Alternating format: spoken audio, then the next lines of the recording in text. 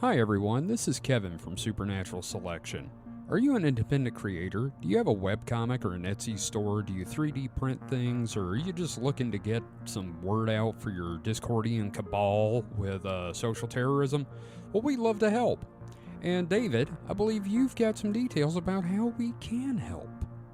Why, certainly. If you go to supernaturalselectionpod.com/contact, that is supernaturalselectionpod.com/contact, you can learn how to advertise with us. That's right. I believe the rate is $2 per episode. You can't beat that with a stick. Yeah, I mean, trust me, we've tried. Yeah, that's cheap. That's literally cheaper than dirt. And best of all, if you're not sure how to write an ad, we'll do it for you. We'll even record it. Absolutely. Just let us know what you need in the ad, and we'll be happy to do that for you. And again, that URL is supernaturalselectionpod.com/contact. And now, back to the show.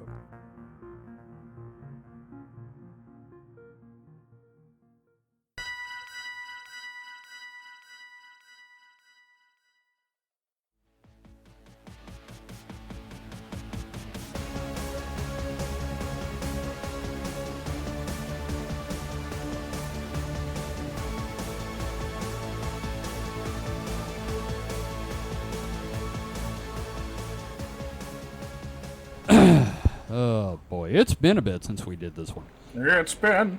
And that's the only way this show should start. Hello and welcome. You've fallen into the distraction hole. I'm your host, Kevin, for the week. Am I the host for the week or am I Kevin for the week? That's Both. the question. Mike, I can't hear you. Both. Yes. Well, again, it's a distraction hole, and with me this week are Mike. Mike, how you doing? I'm doing pretty good. You eating chips or something over there? Yes. Yeah, that's what I thought. All right, and we've got David. David, how are you? I am doing okay. I hope everybody else is doing okay. We're all fine. No, we're not, but, you know, we're fine for Hell World. We're all fine down here. How are you? I live in a giant bucket. It's an old reference, but it checks out. Thank you. God, no, somebody pointed out it is like the 25th anniversary of Don Hertzfeldt's Rejected. And Yeah, I saw that and I withered away and Yep. it became nothing. I enrolled myself in AARP, and then I watched it again. I was like, yep, still holds up. banana! I'll never forget, Paul did a filler comic for me for Codus World. And he wrote the script, and then he was like, fuck it, ran it through Google Translate into Spanish. And in it, he had the banana in the background and was saying, soy un plantano. I was like, what the fuck, dude? So that's fun. So, God, it has been a while since we got to get the distractions out tonight. It's been a while. It's Work been a out while. all the pent-up distractions that hamper our normal podcast. Yes, exactly. Full release. Which, speaking of, there will not be an episode of Supernat next week because Mike is going out of town. I'm going to a Weird Al concert. Oh, wow. Awesome. Yeah, in Houston. Houston. Hell yeah. So if anyone wants to, murder me out in Houston, you know where I'll be. Yep. So he'll be gone when we normally record, which is fine. Which that gives David more time to write. So no Supernat next week, and that's fine. So how about what order do we want to go? Because this is a haphazard, maddening, chaos-filled show. I'll go first. Who wants to go second? Well, yeah, I guess I can go second. Okay. And then we'll do Mike's Anime Corner. There you go. Yeah. So, first off, I on the other show, I have been working on the Discordian episode, and mental health led me to stop working on that episode, which is a thing that happens. And part of the reason is the founders of Discordianism are mentally ill people that are just complete bastards. They're just terrible. And that had been giving me a lot of problems with Discordianism, you know? Like being a Discordian, I was like, I don't know if I want to be involved in a group with these people as the founders. And then I remembered, wait a minute, I'm a pope, so I excommunicated them. So somebody else can recommunicate the bastards. And while I was at it, I went ahead and excommunicated all Discordians. It's literally just the warring popes period. Pretty much. Yeah, there's like 8 popes at once. Yeah, except everybody's a pope, so.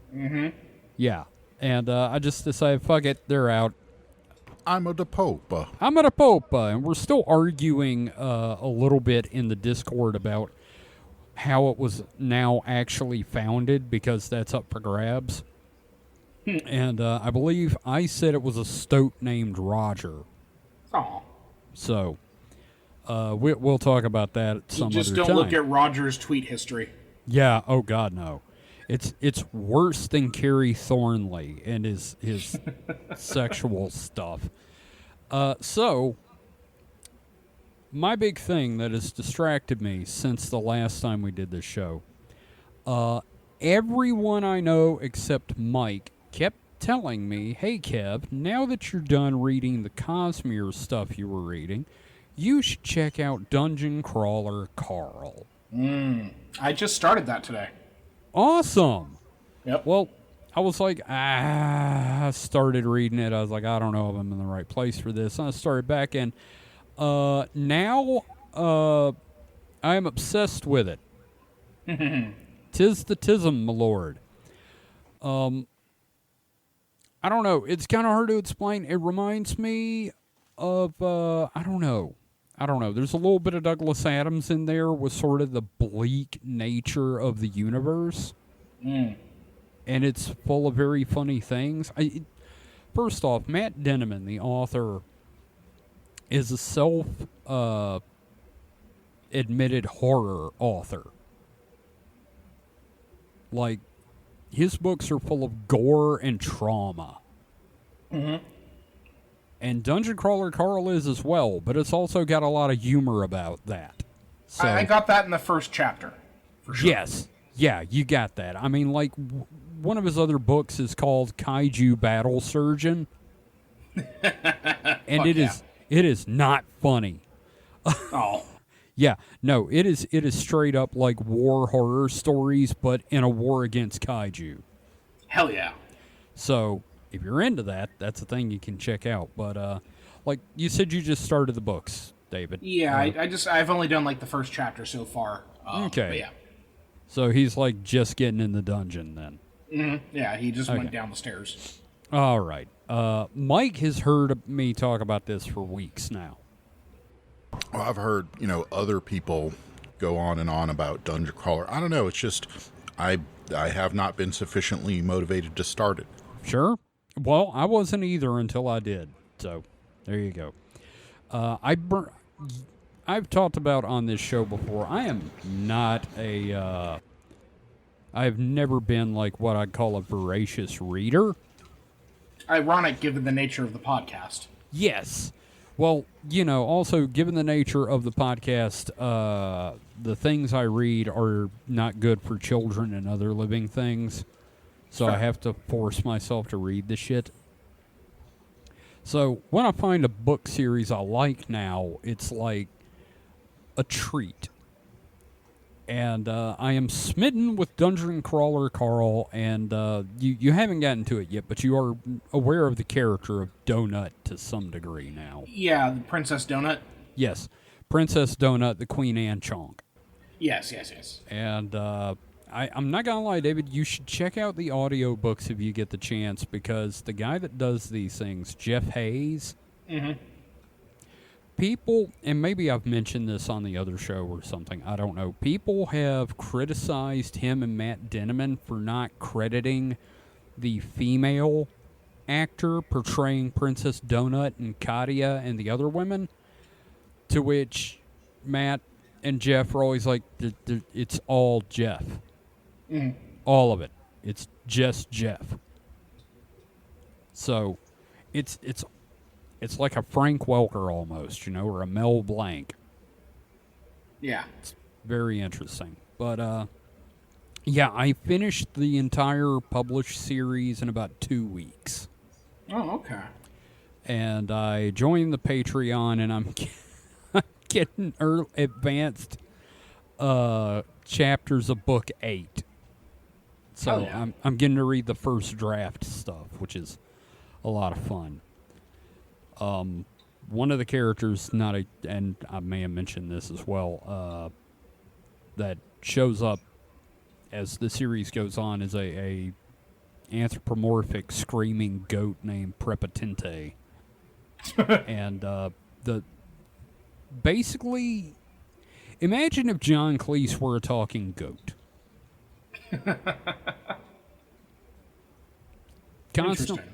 Constantly threatening to kill people and then just like stopping in the middle of it and screaming. And I'm smitten with some of these characters. They're great. Hell yeah. It has also been optioned by Seth MacFarlane's Fuzzy Door Productions.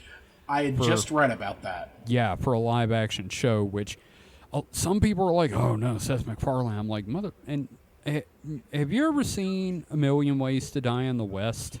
I have, and it was pretty good. Yeah, it's got the same kind of vibe. Yeah, his company's doing the new Naked Gun film, which I really want to go see. So I want to see that as well. And you know what? I'm going to come out and say it. I actually enjoy Family Guy. You know, I enjoyed it to a point. I mean, I'll catch episodes like later ones, and I'm still having fun with it. And it's just like The Simpsons. Like any show, after a while, it kind of loses its edge. Yeah. But can't stay on top forever, right? Yeah, there's a cutoff point for good in these shows. And funnily enough, you mentioned Naked Gun. Apparently Liam Neeson and Pamela Anderson are dating now because of that movie. Yeah, it seems to be what's happening, which, like, that's cool. Good for them. Yeah, they met on the set and just kind of fell for each other. And I'm like, you know what? He's been miserable since his wife died. So good for him. Mm-hmm. Good for both of them. Yeah. I'm happy that they're happy. So, great. Just wonderful. But yeah, there's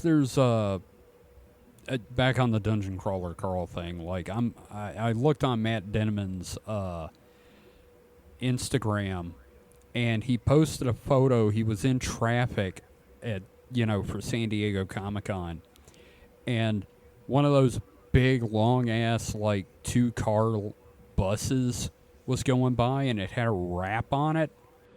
Oh, a bendy bus. Yeah, it was a bendy bus with like a advertising wrap over the whole thing. Mm-hmm. And it was for Dungeon Crawler Carl, and he was losing his shit.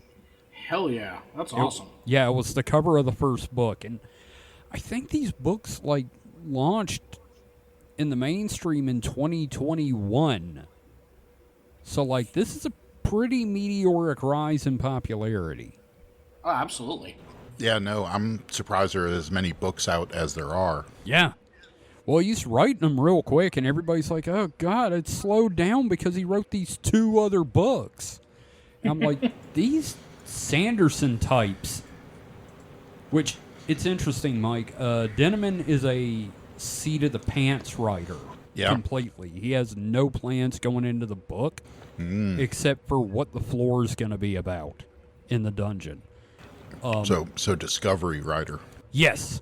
One of the things he does is in the books, there are these fan boxes. And the conceit in the books is the fans of the crawlers get to vote on what the crawlers get in the box out of like a set of choices. And yeah, it turns out that's actually the patrons choosing what Carl gets. Oh, that's so cool. Yeah, and that affects the story. So, I don't know. It's interesting. It's a very give and take fan interactive thing. So, I'm very eager to read it. Also, I'm going to finally start Mistborn after I do the first good. Dungeon Crawler Carl book. So. I think me and Mike have warned you. The first era of Mistborn is Sanderson trying to be grimdark, Because that's what his publishers, urged him to do. and yet it's still about hope. Yeah, I mean, it's not bad. It's I would say it is. It's out of character for him, but it's still good. Yeah. Okay.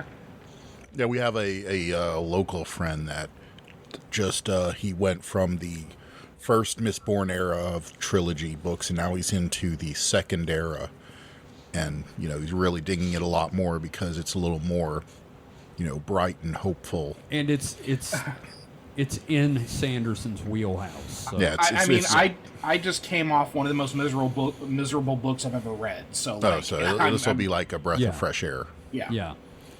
And I've probably said this as well. A lot of the stuff I've been reading lately has to do with mental health, like Stormlight.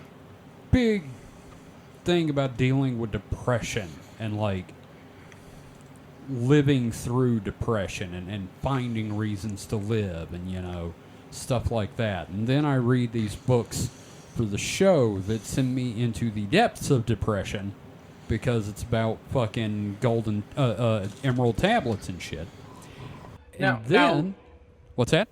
Oh, okay. So you're talking about these books where you kind of get like this mental health angle. Now, is that kind of like an emerging theme that you're seeing, or is it something that like it was purposefully? It's purposeful. So in Stormlight, it's front. Yeah. Well, it's a slow build up to it. Like the first.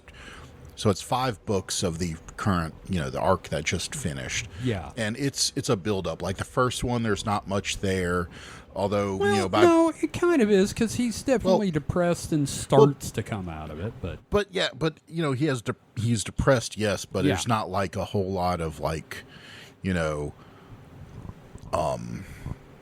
it's representation of mental health, but it's not like, any kind of work on it. It gets more but specific as it goes. So it's author intention and not something that like the audience is kind of like attached to it, like they're interpreting. Yeah, he consulted with therapists and things like that, specialists about the representation and one of different it's not just depression. One character has dissociative identity disorder. So he did the homework. He did. Awesome. In fact, there was a couple of times he talked about in his lectures how he had this idea of how it should go, and then he talked to the experts, and they're like, "No, that's not right." So he changed it to be more accurate. Gotcha. But also one of his friends, he has a podcast called Intentionally Blank, where it's him and his other author friend talking, and you can kind of tell he gets some of the depression stuff from his friend, the way his friend talks. I'm like, I see what you did there. Okay, I get it. That's why it became interesting for him, because he's watching a friend go through this, which if you don't know anything about depression, read Stormlight. It fucking nails it. And it also doesn't there's a problem in a lot of media where it's like, depressed person is depressed, something happens, they're cured. Yeah. And that is not how it works, and it doesn't work like that in the Stormlight archive, thank God. Yeah, he has, good moments, but they don't just all of a sudden cure him. Yeah. You have good days and you have a lot of bad days.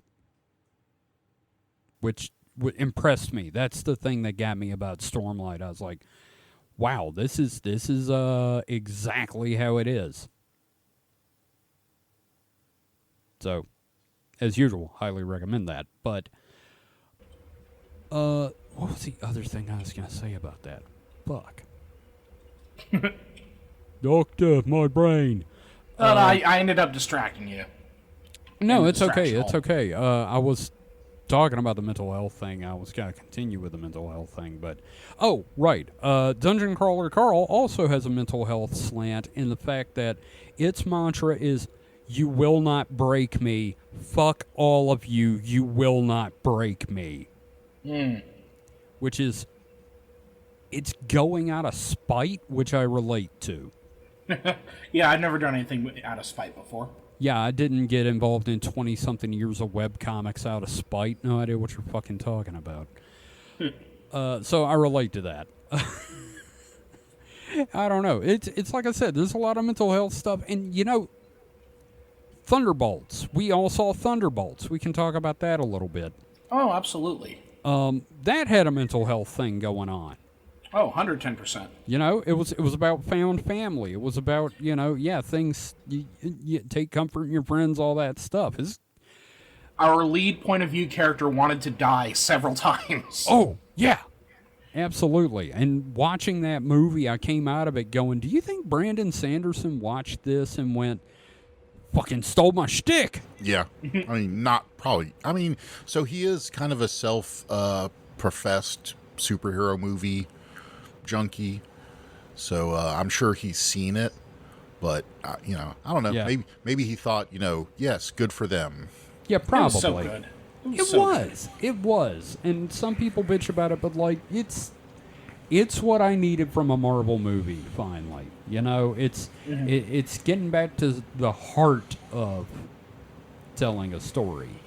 And I like just the roster was a ton of fun. Like I was happy to see Ghost.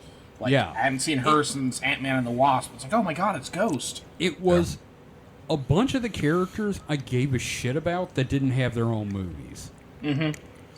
John Walker stole the show for me. Yeah. Oh, God. I was really glad to see him because his story arc in Falcon and Winter Soldier was great. He was one of the things I enjoyed about that show. And, Bucky's got his whole, how do I deal with living here? And, God, I hate him in Congress just because, he looks miserable. I don't know. I liked it because of that. Because it's no. I don't hate him being that story thing. Just I hate it for him. Yeah. Well, it's great when he goes to he talks to the other congressmen. He's like, okay, I've got this plan for an operation. The guy's like, we're just going to do the paperwork. Yep, we're lawmakers. What the fuck's wrong with you, dude? And then man. Sentry. I can't believe they delivered on Sentry so well because Sentry's a weird. Fucking yeah. Didn't he used to belong to to Malibu Comics? No. The whole background was Sentry. When they introduced the character, it was a hoax done in Wizard magazine where the idea that Stan Lee had done a comic back in the day that was never released, and that was Sentry, and that was the above table narrative they were stringing together through Wizard magazine, and then in the comic universe the idea was that he was a character who was wiped out of people's minds by Doctor Strange and a few other people. Oh wow, okay. I guess I need to go read some of that. It was really interesting. It was it was kind of a questionable journalism thing because Wizard magazine was complicit in it. Again, did you read Wizard magazine? Yes, a lot. It's supposed to be comics journalism, right? But to kind of collude with Marvel to kind of and I get it, it's cool, but it was one of those things okay, this is definitely different. There's two things about that I need to say. First off, this is also the same people that did Toy Fair, so I'm not expecting journalistic integrity from these guys. Fair. Secondly, that sounds like when Garth Brooks decided he was Chris Gaines and made up a whole backstory for his indie alternative self. Mm-hmm. And put out an album and they did a documentary about it. Yeah. An in-universe documentary. I'm definitely not complaining about it. It's just more of it's a weird fucking thing. You could have only done it that way during that time. Yeah, no. I'm going to be honest, man. Given the choice between bringing back Wizard and bringing back Comic Scene magazine, I would rather have Comic Scene back. Did you ever read Comic Scene? Yeah. Yeah, that was my favorite because they actually talked to creators about some interesting stuff. They focused on a lot of indie shit. That's where I found out about the Tick. Mm-hmm. And then they had that list in the back, the list of all current comic projects to television/film that they could find. I mean, for me, it was Wizard Magazine because, like once a month, I'd go to a certain mall, go to the Walden Books. This tells you how long ago this was. Oh, yeah. And I'd always go to the magazine section and always get a new copy of Wizard. Never subscribed. I just would get the copy. No, I at was the the Walden same Books. way. And Wizard came out and Comic Scene folded, so of course I moved over to Wizard. But yeah, I'm not gonna lie. When Toy Fair came out, I was like, all right, fuck it, I'm getting this. They got Twisted Mego Theater. Yeah, Toy Fair is great. Yeah. Without Twisted Toy Fair Theater, we wouldn't have Robot Chicken. So. Yeah, it's the same folks. Yep. It's the same fucking people, Tom Root and all that. Yeah. God. But yeah, no, I really enjoyed Thunderbolts. It was better than I hoped. It's one of the best of the phase, for sure. Yes. Speaking of, I know you saw Fantastic Four. Me and Mike are going to go see it tomorrow. Mm-hmm. I know everybody's made a big deal about the Thing having a beard, and one of my friends sent me an image pointing out if he has a beard, he has pubes. So, There's fuck moss you, on them Austin. boulders. Yeah, it's tiny, stubbly rocks. I'm like, shut up. But yeah, I'm looking forward to that. I also really like the fact that the Silver Surfer in this new Fantastic Four movie appears to be, was it Shia LaBeouf, his girlfriend, LaBeouf. his lover in the Prime Marvel universe. Like the reason he sacrificed himself to become the Herald of Norrin Radd became the Silver Surfer, and in their reality, it's the other way around. I'm like, that's pretty cool. Yeah, no, it's a fun movie. I really enjoyed it. I really think they nailed the performances. I think Pedro Pascal as Reed is really good, and I think they do enough to kind of set up a potential like villainous arc for the character. Because you all know about like Ultimate Marvel and the what's Maker. it called? What's his name? Yeah, the Maker. Yeah, that's Ultimate Reed Richards, right? Yeah, and I think it just kind of establishes the fact like you can have a Reed Richards that can go Maker mode, because I would love to see the Maker show up at some point. I want it to be John Krasinski again. I honestly think Miles Teller from Fanforstic. That would be interesting as well. Yeah, I think he as the Maker would be a ton of fun. I don't know, like I'm not gonna like pitch movie ideas for shit I'm never gonna be able to do. So sure, but also another option would Stephen Carell, not Stephen Carell. Yeah, Stephen Carell or Colbert. Yes, because he was also Professor Richard Impossible. Yes. In the Venture Brothers. You know, when he was younger, I kept looking at Colbert going, God, he looks like a Reed Richards. What the fuck? Like, who would you cast as an evil Reed Richards? Big evil Reed Richards energy. I don't know. Nothing comes to mind right off. Trick question. It's got to be Robert Downey Jr. He's everything. He's everyone. Yeah. He's playing Miles Morales. Next he's going to play... Oh, God. Boy. Oh, my God. Just like Jesus. Tropic Thunder. Yeah. Weeping Jesus on the cross. Oh, by the way, if any of us say something that you don't agree with, it is AI. It has been artificially inserted to make us look bad. Yes. That is something. We can say anything we want and blame it on AI. Wonderful. Yes, that's exactly what's wrong. If we say anything to offend you, it is Kevin GPT. Now I haven't finished the script for Dead Internet 4. What are we doing here? Yeah.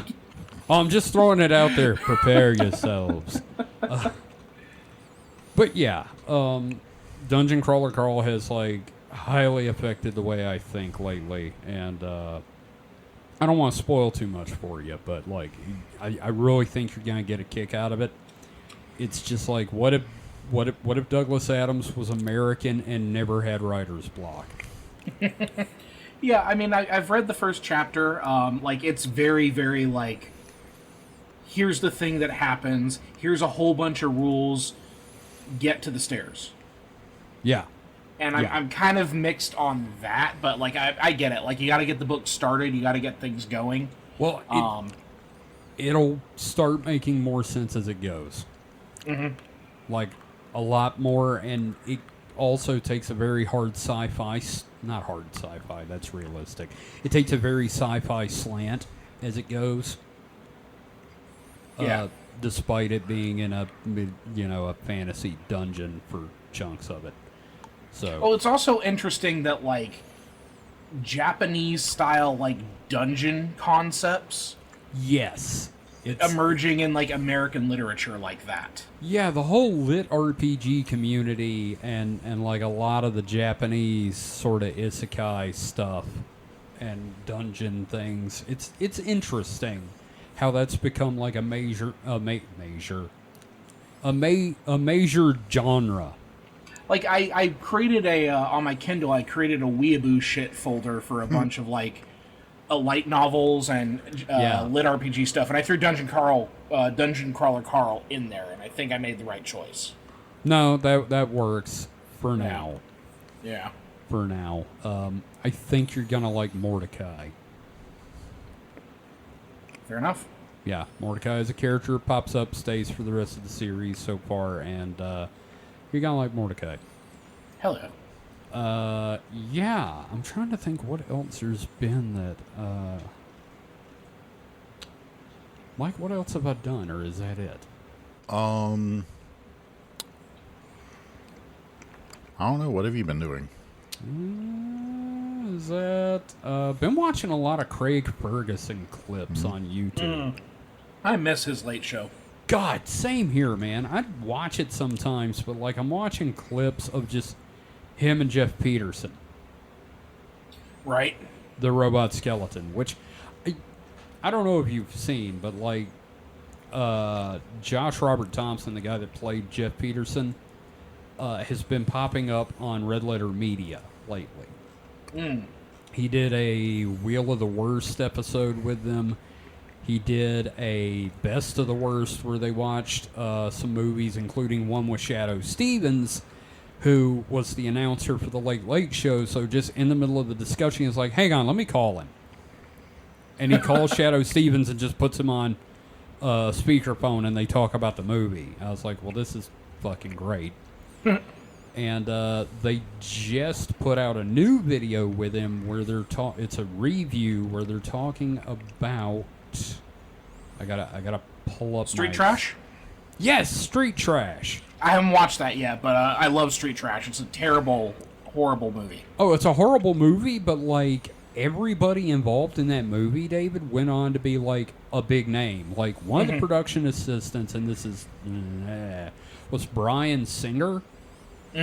Yeah. And but he employed the director as, like, a DP and a Steadicam operator, and he's responsible for the Nightcrawler sequence in X2. Which, if you watch the camera work in those two movies, you're like, oh, yeah. There's a lot of... There's some Evil Dead seeming stuff. It's interesting. It's a very interesting discussion, and I'm also kind of horrified by the fact that Josh Robert Thompson seems to have the entire movie memorized. It's a movie that sticks with you, that's for sure. Yeah, well, it is gooey. Now you'd mentioned Craig Ferguson. Now, back a while ago, this is probably like a decade now, after Craig Ferguson had left his late show, History Channel was trying to start up like a late night block, and he had a talk show on there that was history oriented, and I'm kind of sad that that whole thing fizzled out because it was really interesting. That.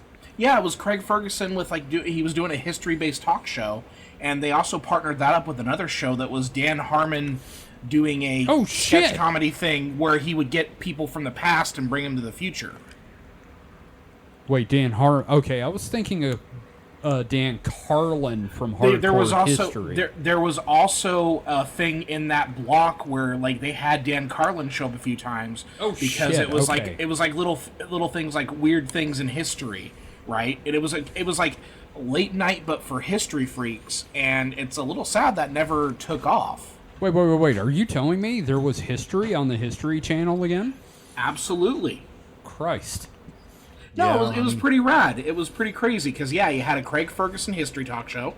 That's crazy. You had these little short things where they interview historians about like they had the thing about like Howard Dean's scream and like the historical importance of Howard Dean screaming like that, right? And then they had a Dan Harmon comedy where he gets comedians dressed as historical figures and he brings them from the past into the future for 24 hours. Fuck. Right? It sounds cool. That's like the latter half of Bill and Ted's Excellent Adventure as a show. It's like, what if we took Socrates to the mall? And it's so funny because his DM for whatever the D&D tabletop show. Harmontown was his podcast. There was there was the tabletop game that they did. I think it was Harmon Quest. Oh right, Harmon Quest. Sorry. Yeah, his DM for Harmon Quest ended up being like the scientist in that little comedy show, right? Okay. Yeah, it was interesting. Huh. Yeah. Interesting. Indeed. Absolutely. And other words that are meant to fill air. Fantastic. Excelsior. No, that's okay. Let's just go with all that. Enough said. True believer. Yeah. I only invented modern comics. I don't know what you... Anyway. Yeah, okay. Anyway, Craig Ferguson, just watching the clips has been delightful. I haven't laughed that hard in a long fucking time. Like, one of my favorite things they did was the Twitter email segment where they would read tweets and emails and just Jeff Peterson and him would break each other. Just fucking die laughing. It was great. Good stuff. Yep. So, I highly recommend checking that out. Because it's a good day for America. If you ever saw the show, that's hilarious. You're laughing right now, I know. If you're not, fuck you. Oh, wow, that AI snuck in. Sorry. Damn. Gotta watch my that. Notes on here, because I'm taking notes as we... because my phone is still broken, so that's fun. Oh, great. Okay. I used to take my notes on my phone, so if you hear tippity-tap typing, that's because I'm using my computer. Neat. Yeah. Wow. It's the future. It's computer machine. The computer machine is there for working. I don't know what that accent was. Well, here's the thing. I'm very worried about having Discord, my audio recorder, Opera, and my text document open because this is a potato, so... Yeah, okay, that's fair. You're running it on GLaDOS in potato form. I gotcha. Oh, man. Well, you know what? We're going to take a break because I am out of stuff now. I've talked about everything I can without spoiling shit. And we're going to take a break. I'm going to get a podcast pickle and some podcast cheese. He's added to the ritual. I have. Pretty soon he's going to have a little brioche, a little oil, a little vinegar. It's gonna be a podcast meal. I'm going to have a dude come out with like a fucking charcuterie tray. Podcast tapas. Like one day we're going to be on camera doing this shit and you just pull out a fucking Dagwood. He's just slamming a giant fucking sandwich during the middle of this. And I'm going to podcast pizza. I'm going to die like James Gandolfini. That's of the this dream, podcast. man. Yeah. That's the dream. I'm going to die in Italy with a cannoli half down my throat. Oh, man. Yeah, you gabagool. Anyway, I'm going to shut up. We're going to take a break, and we will be right back after this. Gabagool.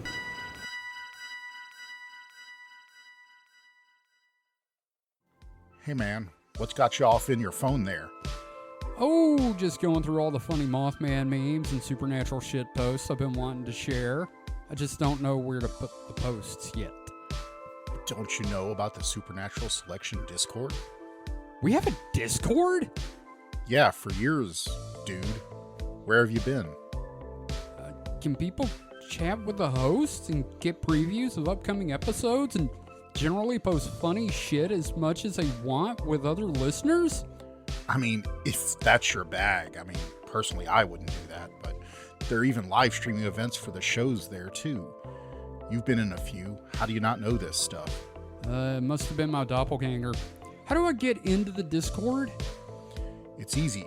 Just visit discord.supernaturalselectionpod.com. Now say that 3 times fast.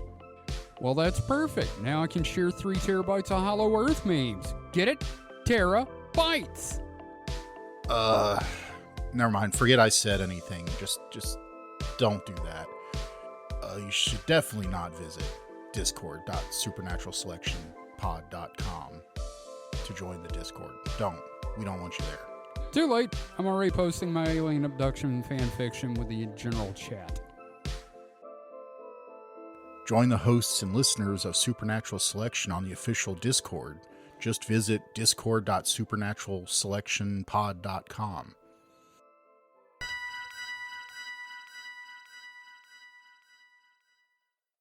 I'm back with a plate with cheese and pickles because, goddammit, I'm gonna Gandolfini it tonight. It's all over now. Are we turning that into a verb? Gandolfiniing it? Yes, I believe so. Gandolfining?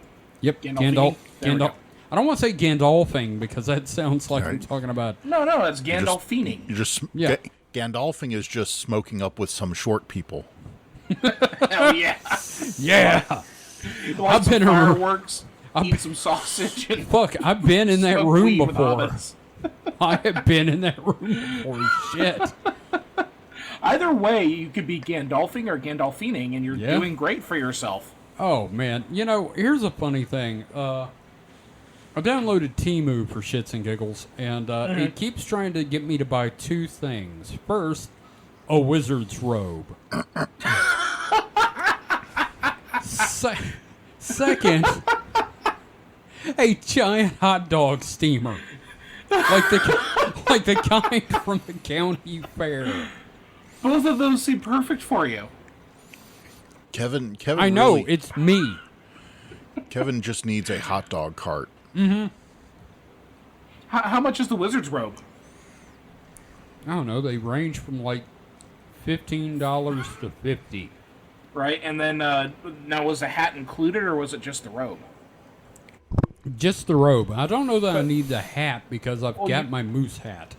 I was gonna say you probably have a hat already, you fucking nerd. No, but next time I'm at Dragon Con, I'm buying one of those leather wizard hats. Absolutely. Mm-hmm. Thought you were gonna say, one of those leather ball gags. No. What corner are you going to in the dealer hall? You said leather. I'm like going, what kinky shit is he buying leather at Dragon Con? No, it turns out it's just a leather wizard hat. Fuck. Sounds like a foreskin, It's less exciting than you thought it was, but it's exactly what you expected it to be. David, what have you been distracting yourself with while I eat my podcast pickle and cheese? Well, you were talking about books that are about not things trying to break people and them pursue going forward and stuff like that. I read a book that broke me. So and here's the thing, I love the book. Amazing book, very much worthy of its reputation in a lot of ways.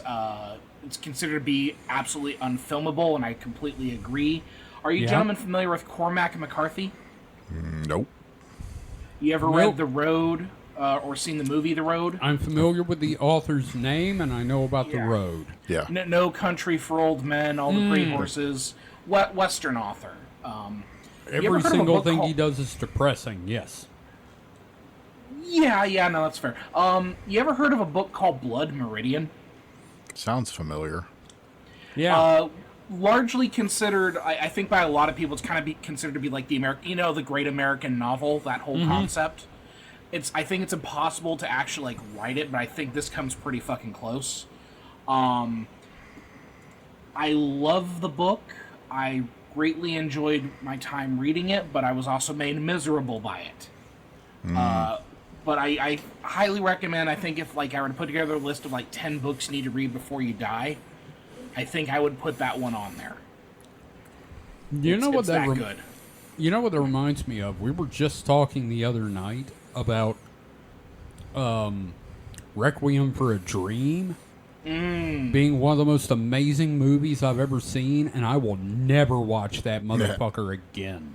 Yeah, I think Blood Meridian's kind of the same way for me. I don't think I'm gonna like sit down to read it. Because here's the thing, I read Moby Dick once a year.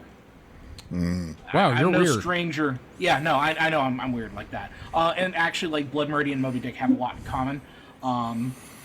If you've read Blood Meridian, you get the joke. Otherwise, no, it's one of those things where like I like difficult, kind of tedious novels. Well, you are a teacher. Yes, and I think Blood Meridian is definitely on the. Here's the thing about Blood Meridian. Number one, the writing style is very difficult. There's beautiful lines in it, but Cormac McCarthy does not like punctuation. And he does some very long passages where there is like no stop. He doesn't use quotation marks for character dialogue. Ugh. So the character dialogue is inside these passages and everything. And it works for the style of the book that he's doing about a bunch of illiterate guys hunting scalps across the U.S. West. It makes sense. Aesthetically, it makes sense, but it makes it a tough read. But, like, you feel rewarded by kind of cracking it in that regard. But the whole book is just this very hyper-violent kind of examination of cruelty of men in the West.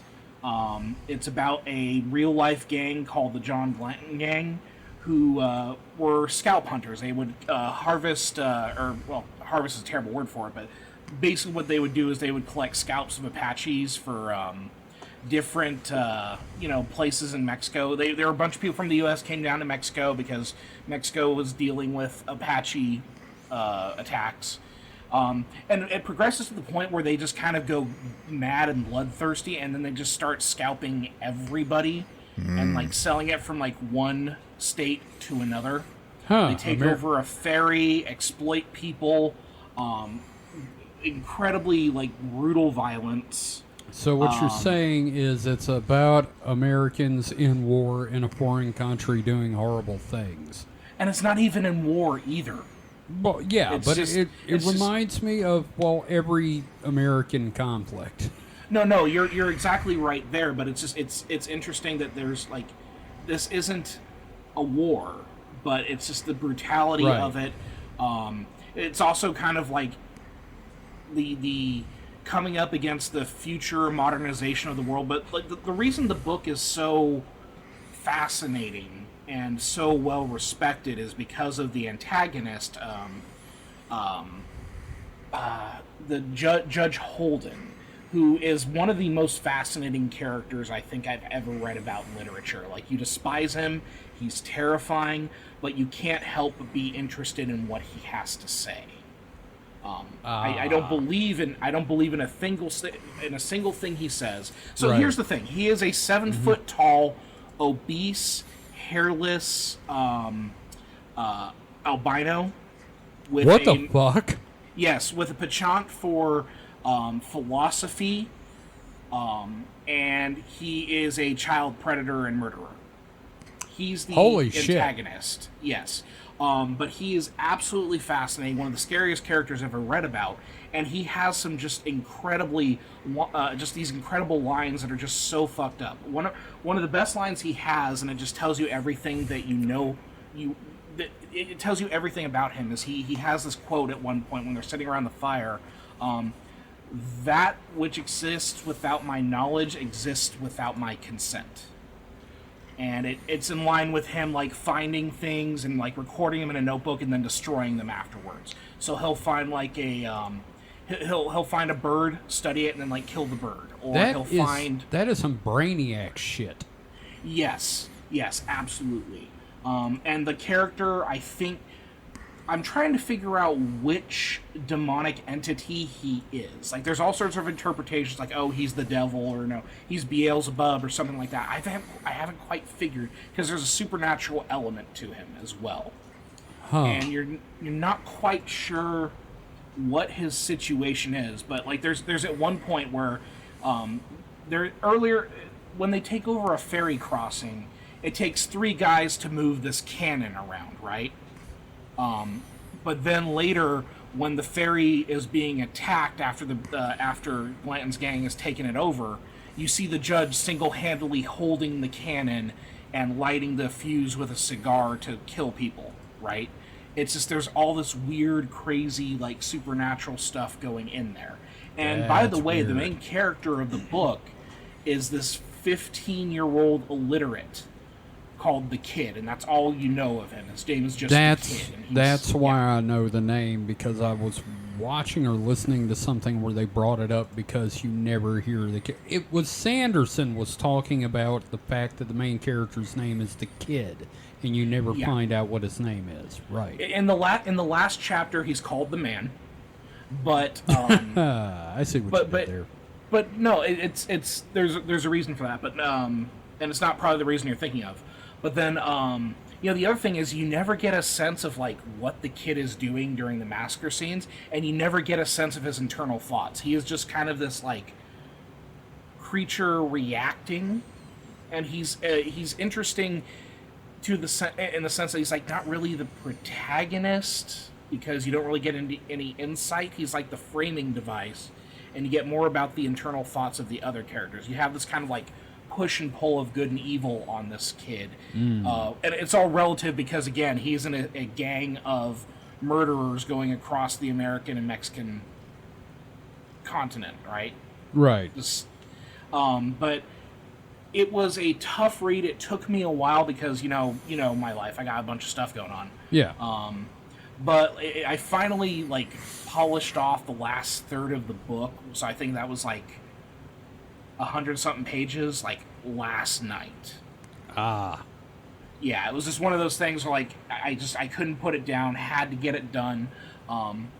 Well worth reading. I think everybody should read it once, but it is a tough book. I can imagine. Sounds like it. But I definitely, I've read other Cormac McCarthy stuff, right? I've read The Road and everything like that, but this one is just like, I can see why it's both beloved and controversial, and for sure they will never be able to do a movie adaptation of it. Yeah, it's one of those things where the things in it are so despicable and unacceptable that... Yeah. And like, the thing is, like, there's horrific stuff going on, like the attacks and the scalpings and everything like that.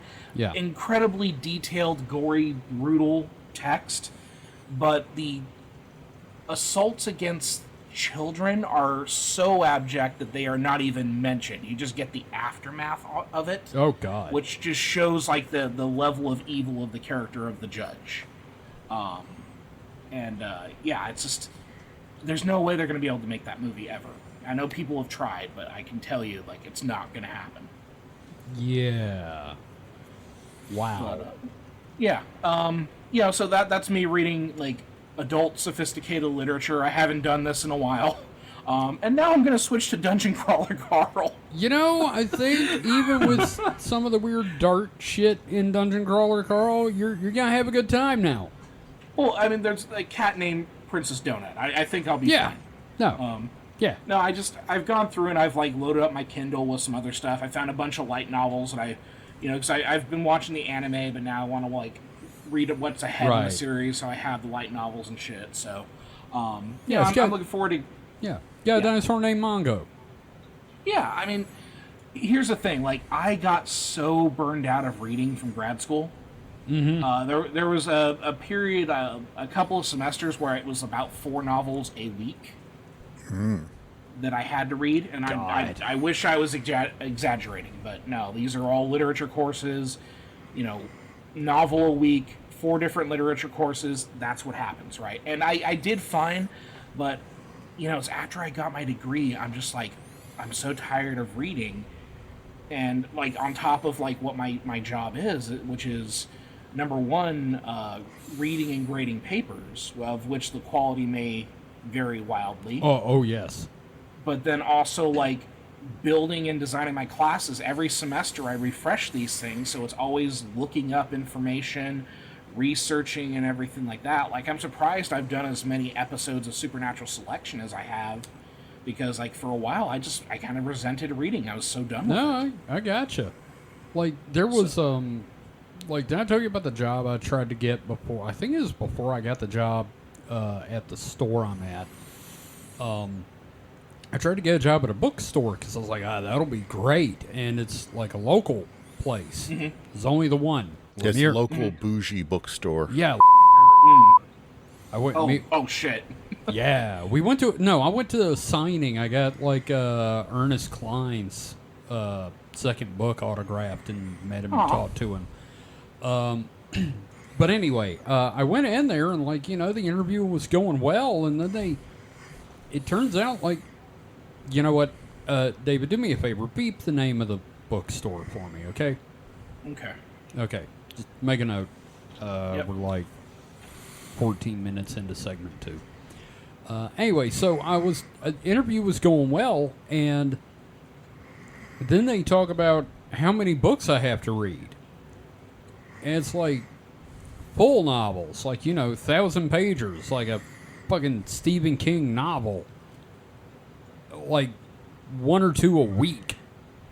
Mm-hmm. And like I have to, and like across all genres, and have opinions on this stuff. And like, you have to buy the book. Yeah. I'm like, you want me to be on top of like shit I don't care about, and you're not going to supply the book? No. And weren't there like not much of a discount either? No, there's the discount is like a couple bucks off, and I'm like, motherfucker, I know what the markup on these are. Yeah. Right. I already know. I knew someone that worked for Walden Books. So I couldn't do it.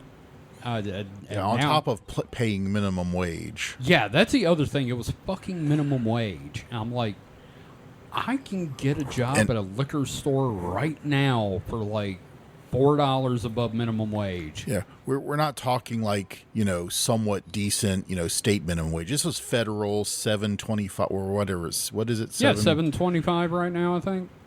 Yeah, seven and some change an hour. Nobody can live on that shit. Yeah, that seems a little much. Yeah, this even was in relatively cheap cost of living Mississippi. That's stupid. Yeah, $7.25 was what they were offering. I was like, what? And funny thing is, like, Kevin told me the story, right? And then I go to work the next day and talking to a coworker, I tell him about how about that and how stupid it is, and I say, any business that will only pay the federal minimum wage deserves to go out of business. And he was like, how can you say that? You don't know what their situation is. I'm like, no, I know if you can't pay someone a living wage, why do you deserve to be in business? Yeah, making exactly. a living wage. Mm-hmm. Yeah, no, I'm with you. Mostly because I'm there. Yeah. But we are in Mississippi, so that kind of opinion doesn't surprise me. It just this came from someone I thought was a little bit more bright than that. Like, to be fair, Mike, you sound like a communist there. Yeah. So, well, we kind of are in a way. He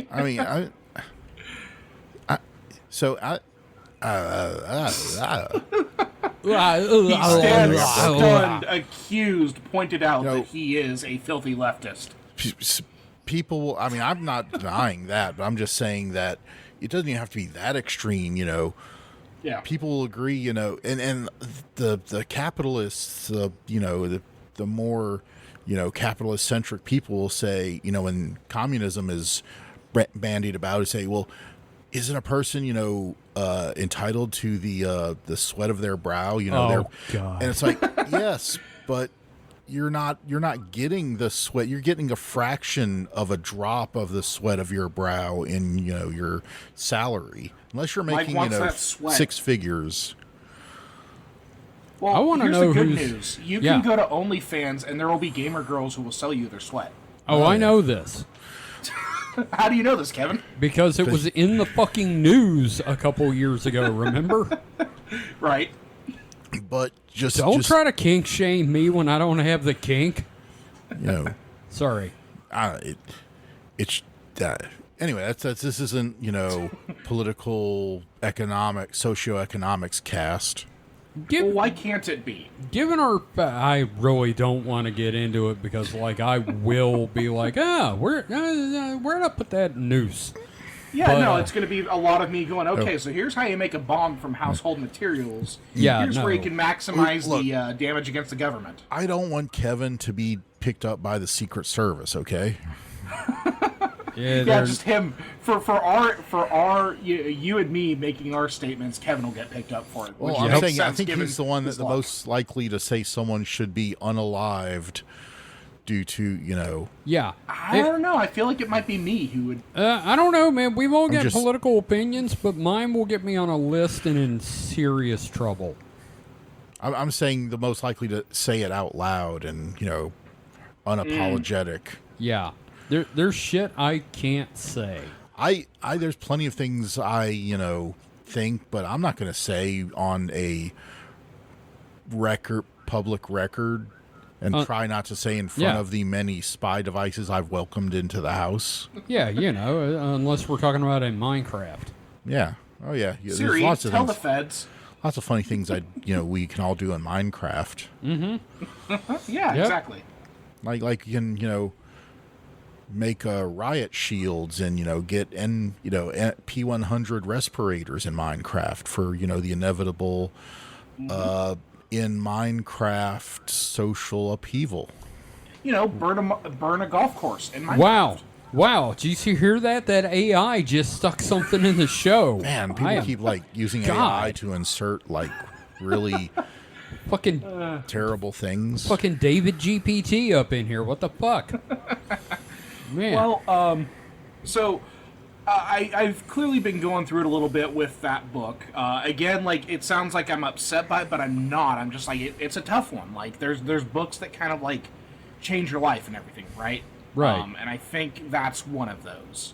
What hasn't changed about my life lately is my interest in professional wrestling. And let's talk about Hulk Hogan. Oh, yes. Oh, yeah, that fucker. I know, Mike, you pointed out the Iron Sheik was a bastard as well. Not a great person from what I hear. Yeah. Nonetheless, I think we can all agree that Hulk Hogan, while in the ring, was a dumb son of a bitch. Outside of the ring, he was also a dumb son of a bitch. A racist son of a bitch. Yeah. I'm firmly on the side of Iron Sheik here regarding Hulk Hogan, but sure. But again, I have been watching some clips of classic WWF, and I He still was a gotta. performer. I like it. I like what he was doing in the ring. Yeah. Yeah. So, His name was Terry Bollea. did you Yeah, guys did you guys see the last thing he did publicly? No.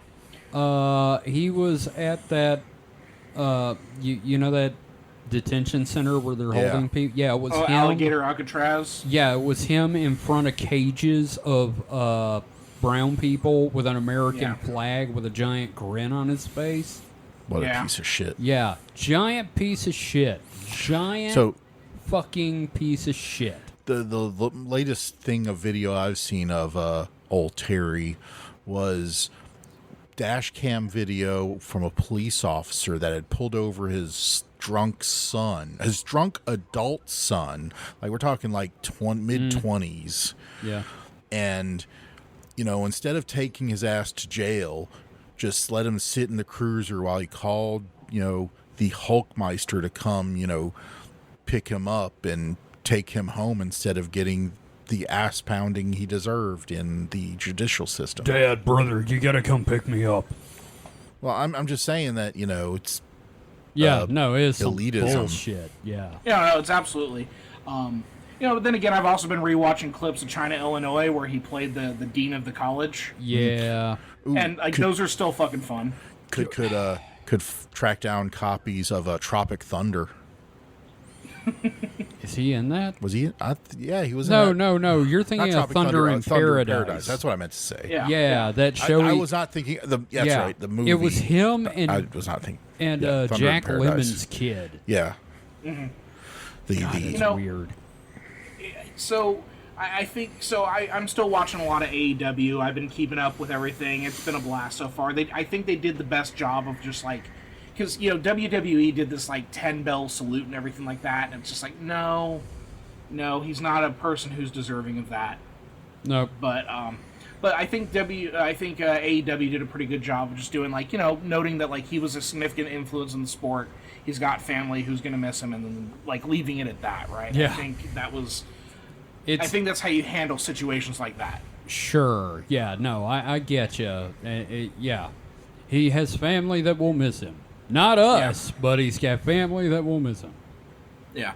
But no, I've been like keeping up with AEW. I'm hoping to get you guys onto watching some of that shit. Like there's some damn fine stuff going on there. We now have a new champion with Hangman Adam Page. That is a name.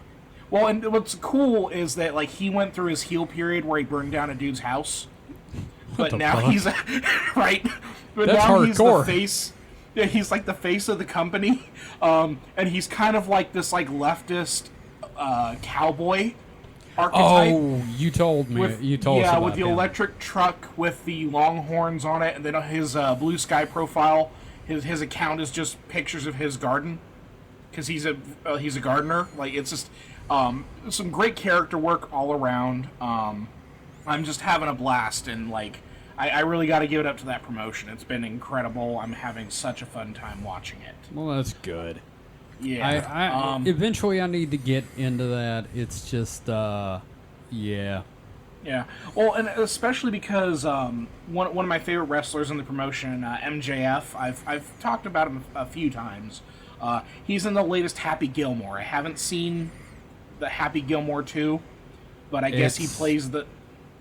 It's apparently not good. Oh, I mean, yeah, I didn't expect it to be, but I do want to see his bit in it, because he plays the son of Adam Sandler, which is wow. interesting. Yeah, he plays the son of Happy Gilmore, so... Well, Eminem's in it. Is he? Yes. I imagine, like, Sandler doesn't have a problem getting a person to come in to do a cameo. And, the Probably thing is, Eminem is not a bad actor. Honestly, like, 8 Mile, man. Yeah. No, like, it was very close to home for him, but, like, I think generally, he's pretty good. Yeah. I mean, and I think part of that is, like, doing music videos. Mm-hmm. It kind of, like, modern musicians have to have some acting skill.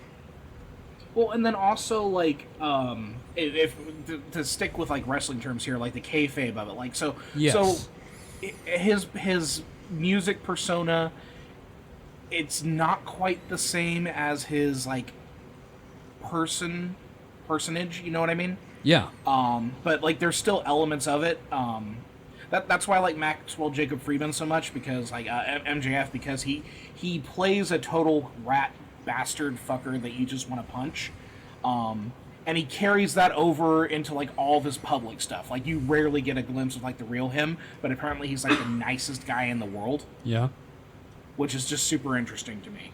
Yeah, yeah. But speaking of super interesting.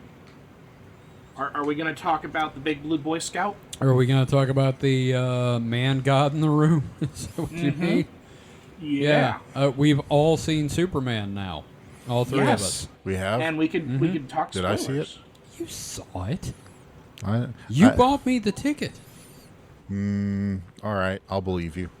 Is this a bit, or is Mike losing his memory? At this point, I don't know. You be the judge. He says to the audience. Okay. So I loved Superman. That was such a good movie. No, I had a lot of fun watching that movie. Bruh, they made Superman weak and whack. Thank you for voicing that opinion, Mike. How so woke? Why is Superman so woke? Really, I don't like they this. made I don't him like woke. this character for you, Mike. I don't like this character. Hey, it's just devil's advocate.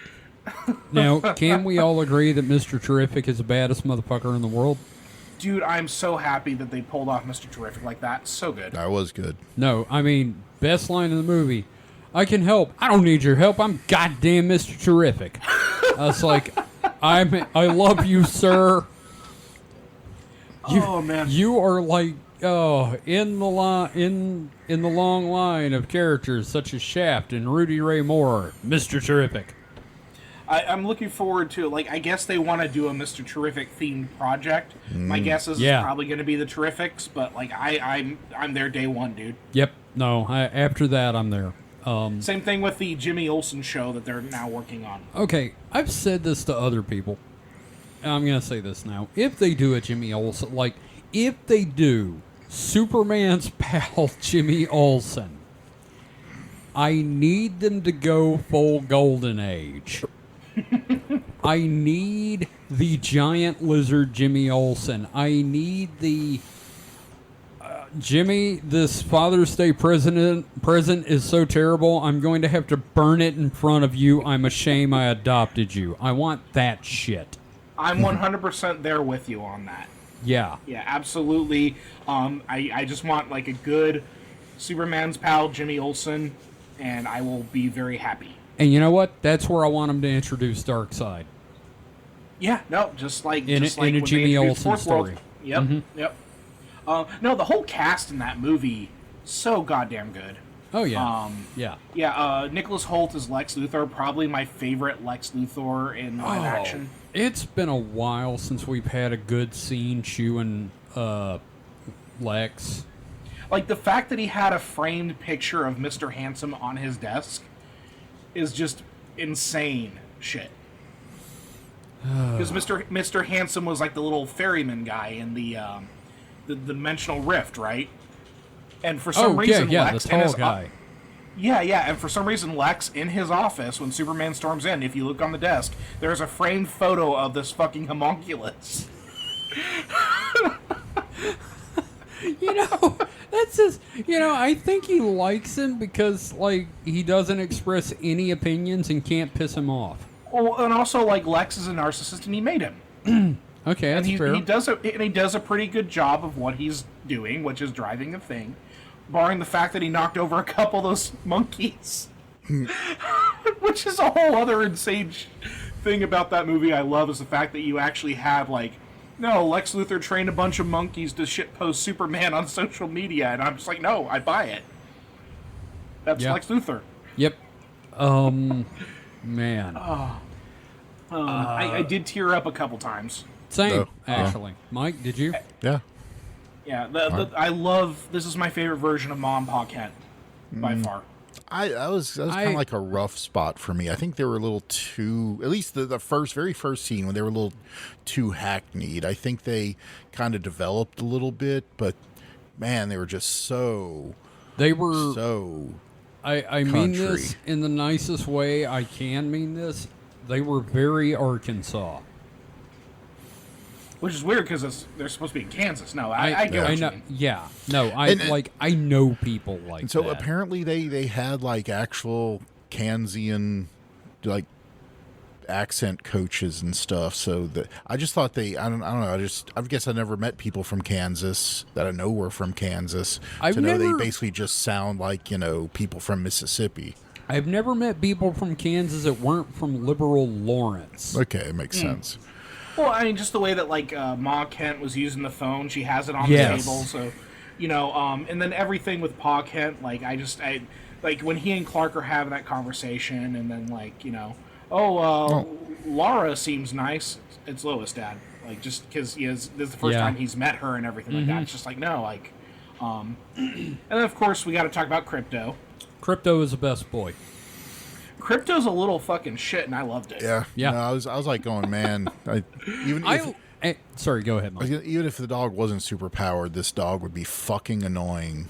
No, I got to admit, I'm glad that, usually when they have a dog in, it is like, oh, he's the best boy. And I was kind of glad to see a dog acting like an annoying-ass dog. Yeah, when he's going after Superman's boots as Superman's leaving the Fortress of Solitude, just nipping at his heels, I'm like, this is me and my fucking cat. Yeah.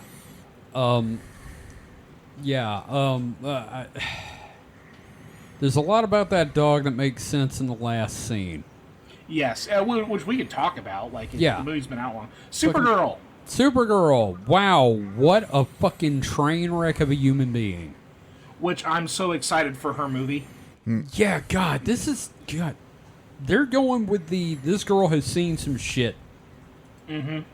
Yeah, they're going with Woman of Tomorrow story and everything like that. I guess Jason Momoa is returning, but as Lobo. Which is what he should have been to begin with. Yes. Absolutely. No, man, just I'm so happy between. It's so funny because I talked about Blood Meridian being a miserable experience, like in a good way. I've got that contrasted with the absolute joy and optimism of Superman because he saved the fucking squirrel. You know, there are people pissed off about that, and I'm like, if you are mad that he saved the squirrel, you don't get Superman. He's fucking Superman. Of course he's going to save that squirrel. And then also the Fantastic Four. Very optimistic. There's a term going around on TikTok since Superman and Fantastic Four have been coming out, and it's Hope Core. Yes, I love it. I like that term. Yeah. I normally would be like, oh, God, where are you taking it? And I'm, at this point, with the way the world is, I'm like, no, let's do it. Well, you know, and I came out of Superman with so many different things I wanted to talk about. Like, you know, I haven't even mentioned Guy Gardner yet. Fuck. Yeah. Nathan Fillion is Guy Gardner. Like, you know, we're both men of the cloth, right? Hey, Guy Gardner wasn't the worst, but God, I don't want to be around him. Oh, yeah, which is perfect. That's Guy Gardner in a nutshell. I can't wait to see him in Lanterns. Yeah, I love the fact that we're going to have our first showing of a Green Lantern in this universe. It's going to be Guy fucking Gardner. Which is peak James Gunn. The guy that gave Batman a pressed ham at the Watchtower. Like, he's sitting there talking about his plans, and everybody's staring at the window, and Batman's like, and then we're going to... He's mooning me, isn't he? Just, like, there's so many cool little things in that movie. It really makes me excited for what, you know... Yeah. They're cooking up. Because, like, I was excited after watching, like, Creature Commandos, because that's very much in my wheelhouse, right? I still need to see that. It's fun. It's Suicide Squad, but with monsters. Yeah. No, Yeah. I'm down. I just hadn't had a chance. I keep forgetting it's a thing. And then, yeah, that Peacemaker cameo got me, too. Oh, yeah, that's great. Also, Peacemaker Season 2 trailer came out. Mm-hmm. And, you know, they probably already had that Ozzy Osbourne song in there. Yes. Mm-hmm. And then he died. Yeah. So I'm like, wow, this is strangely touching. Right? Yeah, I don't know. Really looking forward to Peacemaker because, like, that first season was fantastic. Absolutely. I remember watching the first season going, now why can't the rest of the MCEU be this? And now it is. Yeah, like we're in like good DC territory. Like, did you hear that they canceled the Authority movie? No. Because they here's the thing, James Gunn really wanted an Authority movie, and the script just was not shaping up. So like, okay, well, we're not going to do it right now, and that's good. Yeah, no, that's God. I'm really glad to hear that. Like, don't get me wrong, I would love to see an Authority movie because, again, the engineer was cool as hell. But, sure. But yeah, the fact that he's like, no, like, we don't have the script, it's not working. I wish he had done that. Else. I wish Marvel had done that with the not the Inhumans, that too, but Secret Invasion. No, what was the movie with the characters I couldn't stand and Icarus and all that? Oh, the Eternals? Yeah, fuck the Eternals. Yeah, I didn't think it was bad. I hated that movie. Yeah, that's fair. But I don't know, man. Like, it's just it's good that we have like some good DC stuff that seems to be like, you know, it's not so like continuity heavy. Like, there's going to be continuity and everything like that, but that's not like the point. Like, no teasers in the last few minutes or no. Well, I mean, they just made a good movie. Yeah. So I don't know. Came out of Superman, loved it. So much fun. Give me more. Can we talk about the fact that the best after credit scene was the dog hug? Yeah. It's not a spoiler. It's just there's this great scene of him hugging the dog. Yeah. Well, just the fact that Superman came into Lex's office. Where's the dog? I'm just like, oh, this is so good. Yeah, he's pissed about the dog. Yep. And then Lex just being Lex about it. I don't know Drinking what his dog you're coffee. talking about. Yeah, oh god. Yeah, ugly dog, red cape. Yeah. Fucking hell, what an ass. Yeah, just peak Lex. Just very exciting times. So yeah, You know what? I've said my piece about it. Well, I got one more thing to say. You know what I got a kick out of? Huh. Metamorpho's role was essentially, the bad guy stole my baby. That was so good. Yeah. They set up Simon Stagg, you know? I'm just like, there's a bunch of shit that gets set up in that movie, and I love it. And it didn't get in the way. Yeah. Mike, Yeah. any other thoughts about it? I like that they, and this isn't, I got this from somewhere. I'm not going to say it's an original thought, but I like that they gave, I do agree that I like that they gave Lois something to do. Like, she's not just, The whole planet having something to, Daily Planet. Yeah. but Have- yeah, having a thing. they had meaningful impact, or instead of just being Superman's girlfriend. That Yeah. Yeah, Rachel Brosnahan was really good. She looked like Lois. Yeah, and here's the thing, David Cornsweet, he looks like the platonic ideal of Superman, Yep. and Rachel Brosnahan looks like the platonic ideal of Lois Lane. It's wild. And oh god, what's the sports guy's name again? I never can remember. I know the name of the actor, Yeah, Beck but Bennett. wasn't it but like Steve Ace Lombard. or something like that? Lombard. Steve Lombard. Yeah, I don't care what universe it's in. Lombard's great. And then, so good. So Yep. good. Yep. But yeah, Lois's choice of attire made me like, I remember the 90s. Yeah, no, she looked like Lois from That- when I remember that, Lois, though. So. It Black kind of pants, had like white a shirt, black timeless. vest. It kind of had like a timeless quality to it. But not not- just No, the aesthetics of the film.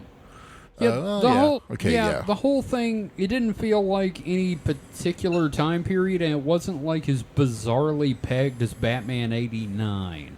Yeah, like it's got the like the fashion is like all over. Then again, fashion kind of does that. It's Yeah. cyclical. Yeah. But it kind of felt like if you adapted like the animated series Metropolis, that's kind right. of what it felt like to me. Oh, shit. I completely forgot about the part that made me giggle so much. In Lex's little flying hover building thing, the portly gentleman who was the technical support was Otis. Yes. I was like, Ned Beatty reference. Woo! Yeah, Otis and Eve Tessmacher, and just like it's a little bit of everything that I love from like Superman. Yeah, no, it was general. there were scenes where they were flying, and it was the 1950s whooshing noise from the George Reeves show. Yeah. So I was so happy with that movie. Yeah. But I don't know. I'm good. You ready to? I want to hear Yep. what Mike has with anime. Do we want to take a break? Well, we're gonna take a break, and when we come back, Mike is going to tell us all about being an anime fan. Right? Sure. Woo! But talking about Superman made me go like, oh yeah, where's my Adventures with Superman season, whatever the next 3. season is. Absolutely Yeah, fair. No words yet. No word Nope. yet. Well, Jack Quaid's a busy man. Well, he said, from what I see, it's the dialogue's recorded. Oh wow, fuck. So Oh, All they right. got to do that little tedious thing of animating it. So yeah, Well- We remember we have we do American animation. We record the dialogue first and then animate to it. Yeah, So- we don't do the lip flap thing. Yeah, whereas anime, it's the opposite. Yeah. Well, okay, we will be right back after this. Oh, but wait, I want to talk about some other thing.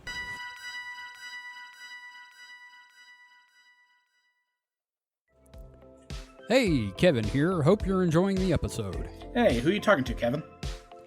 Listeners of our shows, I also want to let them know that if they're enjoying what we've been doing, they can support us on Patreon.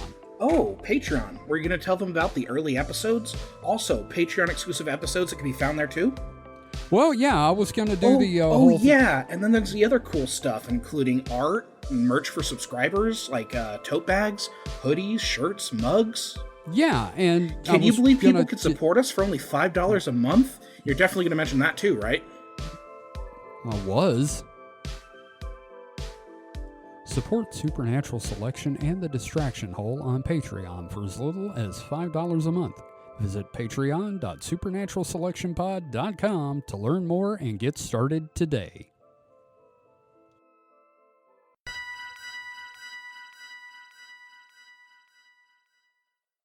And then I went around the corner, getting from behind the counter and slapped him across the face. And that's why I'm not allowed into Carl's Jr. anymore. And we're back. I'm glad you got that out there, but nobody else heard it, Mike. Shit. Yep. Don't Sorry, you have buddy. parties back there? What? We had a Carl's Jr. one time. Is it like only... so wait, are you on the east or the west of the Mississippi? East. East, okay. See, I thought Hardee's was like an east of the Mississippi thing. It is, We but... had both. So Yeah. we were like on the border of the... Oh, I'm going to blow your fucking mind. In McGee, there was a Hardee's next to a Carl's Jr. What the fuck? I've seen in our market, like we don't have them really that close to us, but in our market, I've seen some that had like both branding on it. Mm-hmm. I guess so we're so much in the border that they don't want to confuse people coming through from either side, so they just have both Hardee's and Carl's Jr. there on the signage. Yeah, it's kind of like Rallies and Checkers. Yeah. The weirdest Except- situation I had was in my town. At one point, we had two Denny's on the same street. You can stand out in front of one, look down the street, and see the others. I see the other. That is weird. That's like in South Haven when I stopped to get gas on the way to Arkansas one time, and I stopped at a Circle K, and I got out, and it was across the street from a Circle K and down the street from 3 more Circle Ks. It was just weird because it'd be like, okay, well, let's go to Denny's. Well, let's go to the good Denny's, and you know, they're both on the same street. You can see one from the other. That's fucked up, dude. I don't want one, but now I just want to say Rudy Tooty Fresh and Fruity. Well, that's IHOP. Well, that's...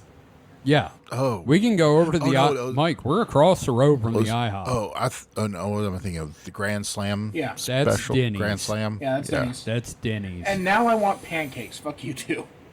God damn it. An all-star special. Oh, man. That's Waffle Now I House. want waffles. Good waffles. So, Mike, Yeah. what have you been distracting yourself with? So should I go newest to oldest or oldest to newest? Whatever floats your boat. I don't know, how many hours do we have? How about oldest to newest? So I had, let's see here, after our last episode, I gotta watch so much stuff. I don't want, so some things I've watched that I'm not going to get into right now, just to like check them off the list. Like watched all of Severance. What other shows have I watched? I'm just blanking now. I had this all queued up in my head, and now it just runs out of my brains.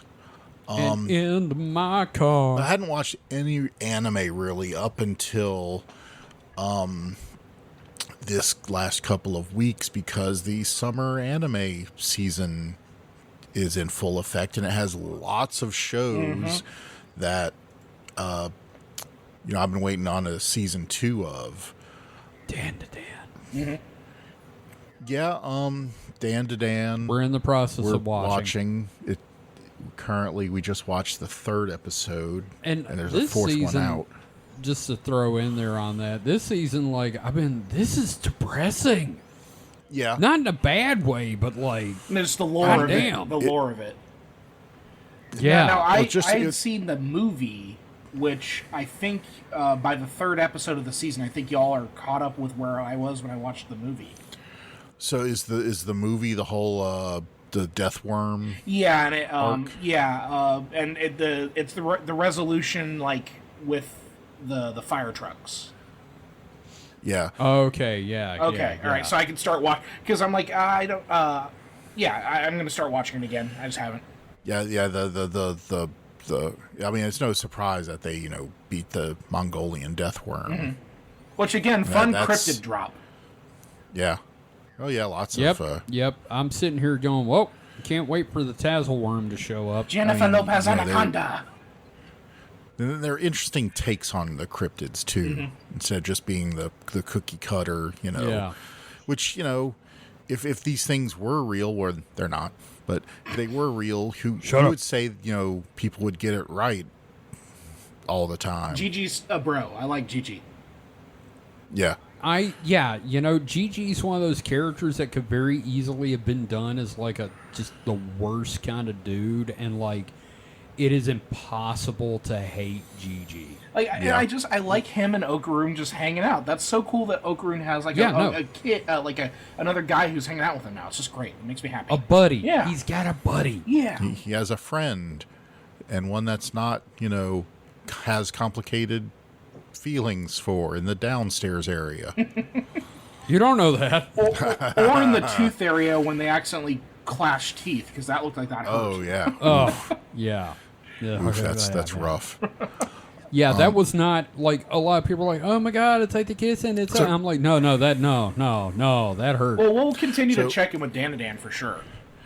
Yeah, and Kevin, you say it's a little dark, but that's just because it started right in the middle of the action, and it hasn't really let up. Once they get to like that kind, they can be the goofy, It's like that ghost from last season, but like for 3 episodes. Yeah. Yeah. I mean, it's rough. I mean, that's the thing about Danadan is like every cryptid, right? You feel bad for at some point. Yeah. No, they're not.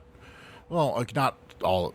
Some of them. I don't feel bad for the frickin' abducting alien guys. Well, no, they're not cryptids. They're aliens. Yeah. Yeah, God, no. The ones some from of the serpents, yeah. Yeah, some of the cryptids have been aliens though, like Oh no, they've had just been aliens. some of them are yokai, and some of the them mantis are, There's been yokai and stuff. Well, yeah, the yokai, the yokai and the cryptids, they're tend to be more sympathetic. Yeah. I don't know. I'm trying to think of an example of like who wasn't. I don't know. Whatever. Yeah. I mean, kind of the what is that thing? The big sumo monster. Was that the Flatwoods monster? Okay. I think so. Yeah. Yeah. I mean, that guy was just Oh, that's fair. there to stomp ass. Yeah. I think I think what it is the first like few sets to ease you in. Yeah. They're just kind of interesting, but they're kind of generic monster of the week things. And then really when it started, I guess this really is probably going to pertain to the yokai that they characters probably like Turbo Granny, getting her backstory. Yeah. And then of course the dancer. Yeah. Yeah.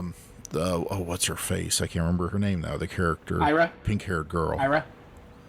Yeah. Yeah. The one that she. Yeah, what'd that's you the call one it? I was Bonded talking with, about. Yeah, whatever. with the whole thing with the kid and all And that. now Gigi's. Yeah, with Evil Eye. Yeah. Yeah, that's So fucked I up. guess that's to, make those a lot more sympathetic while still being kind of shitty, and doing bad things. Can I say that Gigi's design, while possessed, is pretty fucking badass and very South American. Yeah. I mean, Except I mean, oh yeah. the tidy whities make it a little funny. Okay, too, but, yes, but Well, it also makes it a little South American. Like he looks almost like an Aztec god or something like that. He's very JoJo-ian. Yeah, and of course, like Okaroon's form, still dope as hell. Yeah. Yeah. yeah, absolutely. So this has been Dan to Dan check-in. Yeah. him and his steam locomotive grill. Yeah. Not gonna lie, the running thing is a really cool superpower to do. Yeah. Yeah, he's Ghost Flash. He even did that like Fist of the North Star like multiple punch thing, which was dope as hell. Oh, dude, that was badass. Yeah. And let's see. So Dan to Dan. So Call of the Night is also airing their new second season. That's the one with the kid that sneaks out at night and meets a vampire, and he wants to become a vampire. I'm wanting to watch that. I need to remember that. Yeah, it's really good. You know, it's still one of the most beautiful shows I've seen as far as just the, you know, colors, the animation's fine. Like, it's not like, you know, stand out like animated, but like just the, you know, backgrounds and the art. Well, and there's something about like anime nighttime aesthetics, because the other really fun nighttime anime that I liked was Insomniacs After School. Yeah, it's very vivid like that, but also, you know, a lot more, you know, vapor wavy in its colorings and hell yeah, you know, lushness. Yeah, I need to check that out. Which I'm just sad. I thought I had read somewhere that there was a season 2 in development for Insomniacs, but there's not. There's no like word. The manga is 2 finished. I went ahead and finished that. And, yeah, you know, it was good, but like, yeah, I want another. So we're gonna have to. Yeah. So what I have to do is read that if they don't, you know, announce something soon, I guess. Yeah. Let's see. So that's going. I'm enjoying that. The Call of the Night. Not much to say. It's on episode. Did I watch? No, I've only seen the first 2, maybe. I don't remember. I think I've seen the first 3 of this season. Now some of the anime, I recall you mentioning that like you don't watch them as they air. You wait till they finish airing. I don't usually do that. I try to do that, but there was just so many episodes coming out at once. I was like, okay, well then I can watch like 5 episodes of anime in a week. Yeah. And, you know, instead of just having one, at least, you know, I've got several shows I'm watching. Yeah, usually like last night I did like an anime night where I had like 3 shows I was watching. I just watched them one after another, and it was nice. It was just, you know, latest episodes. And also these are shows that I've been like really jonesing for the next season of, so which the next one is like, I think is still my darling, which I say that because it's in the title. My Dress Up Darling is like, for characters, it is the best show. Like, if you like characters, you want to feel, you know, good about, and I guess just fall in love with it. That's the show. Yeah, and it's one that I've wanted to watch, and I thank you for reminding me, because it's getting there that like I need to watch it. I need to watch it. Yeah, Marin, which is the female lead, it's like just super like down to earth, you know. Basically, she's everybody's defender, like, you know, no matter how, you know, quote unquote weird your interests are, you know, she's, you know, and what's the boy's character name? Begins with a G. I can't remember. Gary. Yeah, Gary. Trembling Gary. He makes Hina dolls, traditional Japanese dolls, and, you know, a childhood friend like stopped being his friend because she said it was creepy. And so he kind of has a complex issues about the complex, you know, doesn't really have any friends, so Marin's kind of his first real friend since then. Gojo, that's what I thought. Wakana Gojo. Because it's the freaking, you know, mechanic hand soap. I'm surprised I don't remember that. God damn it. He's named after the hand soap. No, he's not. But he happens to have the same name as soap that I'm familiar with. Many Japanese anime get their character names from American industrial products. Yes, my favorite anime character ever is Ivory or Dove. Maybe Zest. Oh, yes. I love the character WD-40. Oh, yeah. Yeah. Tilex.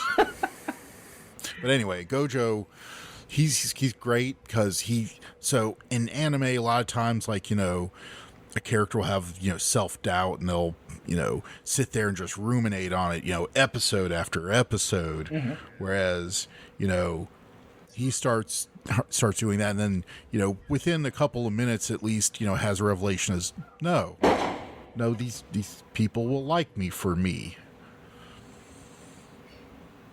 So it's a really good show, and it's all, about the Japanese cosplay culture too. So, there's a lot of, learning stuff about that, like one of the current recent episodes, they talked about, you can get fake boobs. Okay. If you're male or lacking in the chest department, get fake boobs. Hey, fair. Yeah. But like I said, best characters. You watch it and you'll like, I want to be these characters' friends. Why aren't they living near me? Yeah. Get out of here, Kevin. I'm ditching you for anime people. You're gonna import a bunch of Japanese anime characters to live with them. Just body then, pillows. These are my friends now. Please don't. God, never mind. Have you been watching Reincarnated as a Vending Machine? Oh, that's going now? Yep, ongoing? Yep. Started like again? 4 episodes in. Damn it, no. I see so many I haven't lost even... track, man. It's still really fucking good, man. I don't know why that show's so good, but like... Darn you, my anime list. You didn't tell me that one was airing. Probably because I didn't put it in there. But and some I've not started watching yet, but Kaiju number 8 started a week ago, so their second episode just came out. I'll probably watch that here in the next day or two. The Rising of the Shield Hero season 4 started within the last couple of weeks. I'm watching. I still haven't watched those, but I will. Yeah. Yeah. So, is there any anime that I finished recently? So I talked about that. Yeah, I guess nothing else. Just doing these, cursing myself for falling into the week-to-week trap, but, hey, I will take it where I can. Also started playing, well, not started playing, but recently, what am I trying to say? Restarted playing, I guess. Replaying?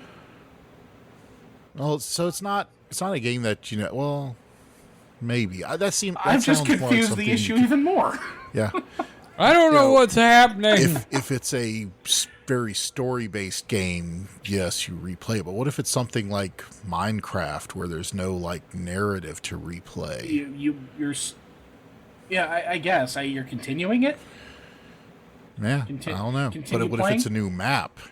Well, you're still continuing playing the game.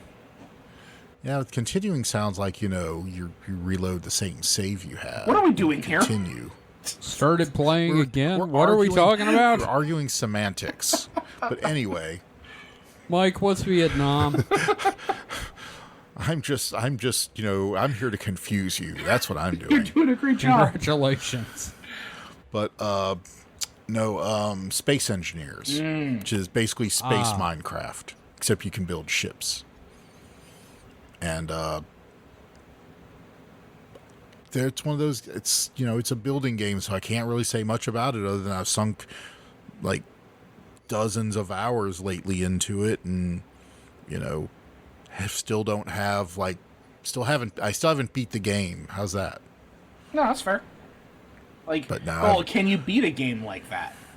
No, you can't. Well, I mean, I think there is technically an end game, but just like Minecraft's Nether, it's not like the end.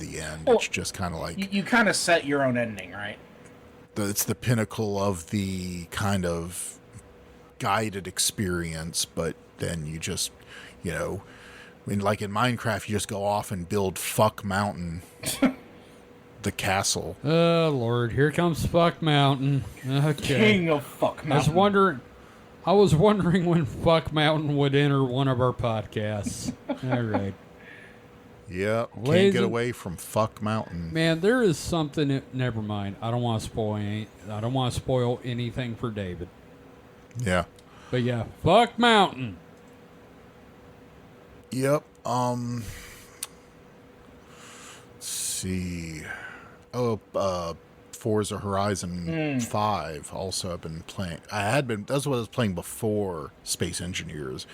I think I only really have the bandwidth for one game at a time. Now, are you playing? So it's Forza Horizon. So you're playing it on Xbox, right?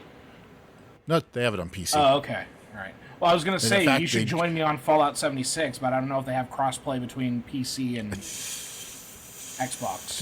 I would hope so. Maybe they don't. Like, But you have Game Pass, right? no, Oh, never mind. not anymore. I turned it off many moons ago, and now I bought this on a Steam sale. Okay. So, but no.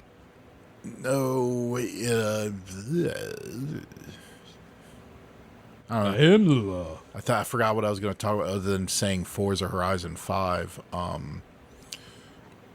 It's car game, cargo room. I drive cars. Like, it's a very pretty game, that's for sure. Oh, it is. Yeah, it's set in Baja, Mexico. I almost said Mexico. Baja. Yeah, I had that one downloaded for a while and played it for a bit. It was good. Yeah. Yeah. Like, just the vibe of driving and, like, having the music going and shit. It's just fun stuff. Yeah.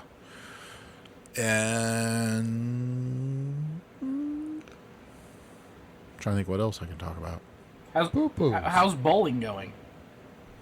Yeah. So we had a summer league. It was like 8 weeks, I think, 6 weeks, something like that. It's over. This past week was the last week of it. It's fine, Just wasn't a serious league, so no standings at the end of it, no like prizes. Which kind of surprised me when I first started league bowling. I thought, I'm paying, whatever money I'm paying, that's to bowl, right? I did not realize it was a prize fund, and depending on how well you do, you get money back. That's neat. So, but yeah, this one doesn't have any of that. I did not do particularly well. I did okay, I guess. I don't know. It was kind of a slump era. Like the very end of the regular league, I was doing pretty well. And then once the league was over, like I just like sucked metric assholes. And Well, that's what you did wrong. You're supposed to throw the ball down Yeah. the lane, not suck someone's asshole. someone from Europe's asshole. Do they make an anime about bowling? Because I feel like that's a market that they need to tap. Yes. So funny thing is, I thought the same thing a couple of months ago, and I Googled it, and I found out there was one coming out in started to start airing in July or June. I think it was July. So yeah, it just started airing. It's called Turkey, and watching that makes sense if you bowl. Then I watched. So I found out about it. I watched the first trailer. I was like, okay, this looks like high school sport, but bowling. And then a couple of weeks later, right before it started airing, they put out a second trailer, and I watched it, and it somehow not only does it have, it starts out high school bowling, but the all-girl bowling team somehow ends up in feudal Japan, but is bowling in feudal Japan. Oh, shit. So it just runs off the fucking rails, apparently. Sounds wonderful. I really need to watch. That's another one I need to watch. Thank you for, inadvertently coming back around to something I forgot to mention. That is still so goddamn weird. It sounds so like Time Japan. traveling bowler. It just sounds so Yes. Japanese, though.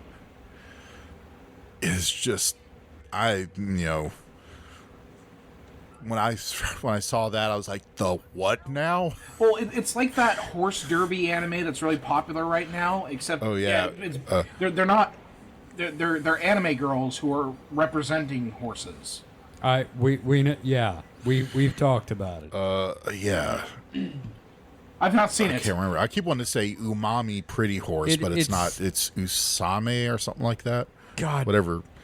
Man, you remember the other day, Mike, when we pulled up from Costco and the folks in the house on the corner were out in the driveway slowly walking in a circle around the car repeatedly? And I was like, what the pretty horse girl fuck is this? Yeah, no, there's just a couple of down the street. They were like, There's like we thought they four were of like them. just I think it was like four guys walking out to the truck, but then they go behind the truck and walk around it and then back up the driveway. And we're like going, what the fuck? And then they did it again. Did we just like desync from the Matrix or something? Yeah, it's like the cat, you know. The I don't NPC know. pathing is off. Yes, no, that's really what it looked like. It was such a pointless. I mean, I'm guessing maybe they're getting their steps in. I don't know. A couple of them were, very, stereotypically southernly built. Look, all I know Like me. is it bothered me for days. It's amazing we went from like anime horse girls to like the break in the Matrix here. Which, speaking of which, it's Uma Musame Pretty Derby. Now, do you think if one of the girls breaks her legs, they shoot her? Musume. That's what I'm thinking. Also, like, I've heard nothing but good things about that show, and I kind of want to check it out. Yeah, it's one of those where it's like, I it's have to. so weird, but I'm like, I kind of want to try it. Yeah. I think we should each watch the first episode. Like I feel like I'm going to feel guilty if I do, but I still want to. yeah, It's going to be the equivalent of listening to that anime girl noise audio. God damn it. so and coinciding with the American release of the anime, the official release, also the gacha game came to American shores, and apparently it's doing well. Like, it's doing well in the mobile game spaces. What is reality? Weird. Yeah. A fucking joke. I love it. Let's see. What else? Well, Kevin and I got back from a friend's house tonight, and we played the Firefly board game with expansions. That is a long game. I mean, it's a fun game. If you think Monopoly's long, it's basically Space Monopoly. yeah, Really. Because you have money, you have cool paper money to play with, but it's like if you combine Monopoly with I don't know, some kind of game that has like contracts you fulfill. Ticket to Ride, there you go. It's like if you combine Monopoly with Ticket to Ride. Now, does the wash piece come pre-skewered? no. No, but well, I guess technically yes, because of the fluidity of the continuity, or the time it's set in. One of the ships, Kevin, that ship you had, I think, it was an homage to Wash. I renamed my ship the Suicidal Insanity. No, you can't rename ships. That's bad luck. That's why I called it the Suicidal Insanity. But then they sound like you're a reaver, and you're not a filthy reaver, are you? I'm a cheese reaver. Cheese reaver. I'm not picking up what you're dropping. I get it. Dreamweaver, but I know. I'm just not following it up. I can't Just remember gonna let the it lyrics. float there like a dead body attached to a reaver ship. I can't remember how the lyrics go. I don't remember either. Yeah. Let's not do this. Greg did Let's his not do stuff. this. Pause. Okay, that's fair. Fun game though. Oh yeah, a lot of fun. Yeah, like I said, it's fun. It's one of those games like we did not finish. We got maybe some. So there was like several objectives, like 4, I think. Yeah, 5 hours we played. Only 2 people got 50% of the objectives. Like, for 2 out of 6. It's wild how complicated board games have gotten because people have like just latched onto that. Like, It is a complicated. It is definitely a game. And none of us have played it in about 5 years or so. Mm. So we were a bit rusty and trying to. And once we have the rules down, it probably would go a lot faster. There's a lot of stuff that could have been cut, like let me look that up, or backtracking because you flubbed a step. But you also just spent like 5 hours playing it. How soon are you going to play it again after that, right? Actually, we might play it sooner rather than later. There you go. Now that we know how to play. Yeah. Block out. We get there at 6 a.m. Have some breakfast. Start playing. A month later, we get to go home. Wait. Just bring a cooler chest full of cheese and pickles.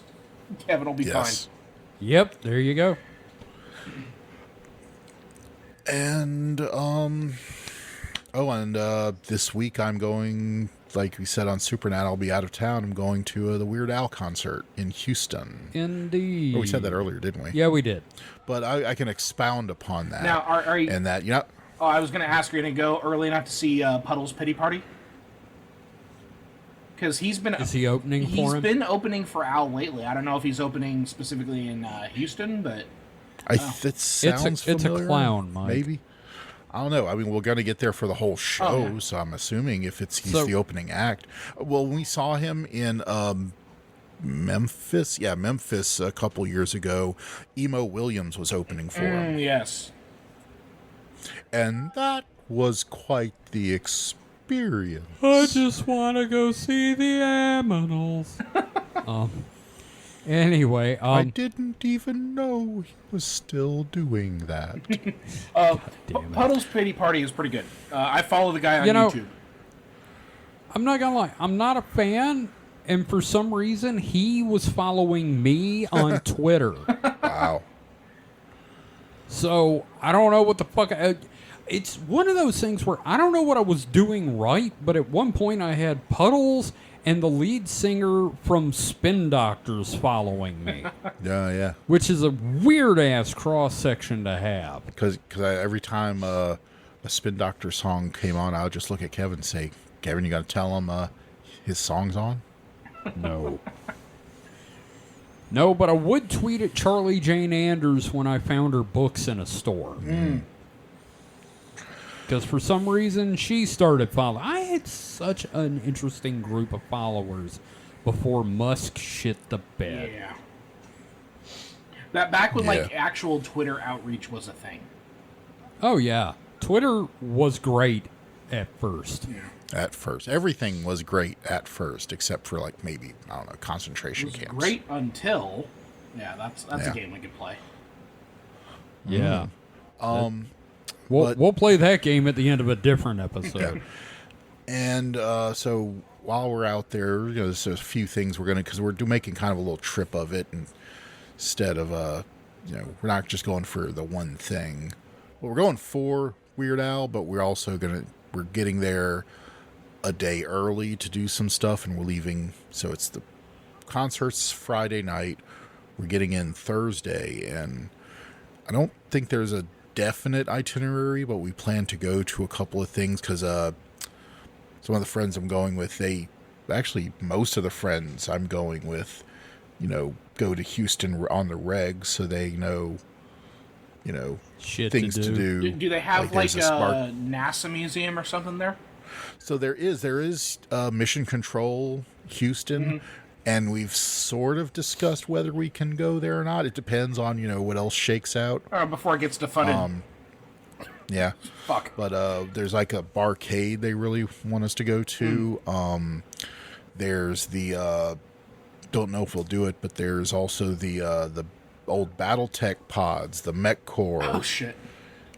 Yeah, there's a company called MechaCore, and they used to bring them to Dragon Con, but during COVID, I guess just kind of screwed up their finances, and they decided they just don't want to keep driving all that way for, the amount of money they made.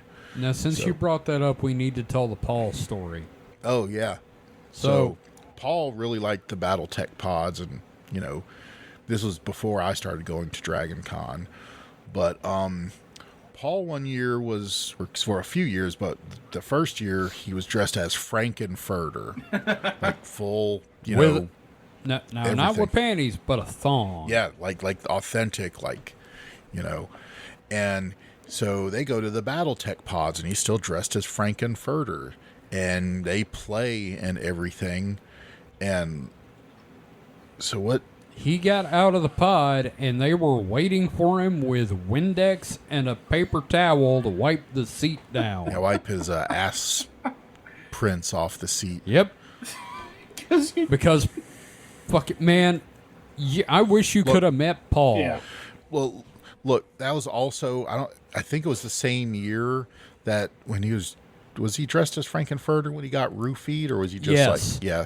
So he got roofied as Frankenfurter. Oh, shit. And Paul, but luckily, you know, he started feeling off. His like homing beacon Must kicked get in, to room. and he just like left the person that was, you know, I guess the roofie person he was talking to, went straight to his room and passed out in bed. Yeah. Wow. So, no bad end, but it was still a shitty, like. Yeah, it's kind of fucked up. But and then he only realized till the next day, he's like, wow, I really don't remember getting back to the room, and I did not drink that much. Yeah. So. Yep. And unfortunately, that's not the only roofie story I have from Dragon Con, but but I think any large gathering of people is going to have a certain percentage of shitty people that are going to do that shit. Absolutely. I would say that the percentage, I would guess the percentage is lower than in other large gatherings where there's mingling and not just, you know, say a sporting event. It'd be kind of hard to roofie somebody at a sport. Not, I guess not to roofie, but hard to make a productive outcome from roofing somebody at a sporting event. I'm trying real hard not to do a Bill Cosby impression right now, and I just want y'all to appreciate my restraint. The thing is, Yes. if you put the roofie in the Jello pudding, sorry. Anyway, I have no. If you put the thing in the... Damn it. Anyway. You God put the damn it. roofie in the beer and give it to the Man, orange band. that AI, I swear, this fucking AI is going to ruin us. defunded. But Canceled. But let's see. I would like to go to NASA, but I don't know. I mean, it's Houston, and you know, Houston. I mean, I know they do have a Saturn V there, and there's mission control. So I don't know. I mean, I wouldn't be against it, but I'm not sure if there's enough there to make me, you know, say we should do that versus other things. Okay, mission control or fries? Which is it? Well, Micro Center. Micro Center, my bad. But no, that is one of the things we're talking about going is Micro Center and do a capitalism. Do a capitalism. Yes. So you're going to invade a foreign country, enslave the people, and have them mine resources for you? Exactly. You know, I think it's funny how I have like this reputation as a blabbermouth, but I always have the shortest segment in Distraction Hole. I was just thinking about it. Because I have it bottled up. Fair enough. You don't understand. Mike has been wanting to record one of these for a while. He craves release. Yes.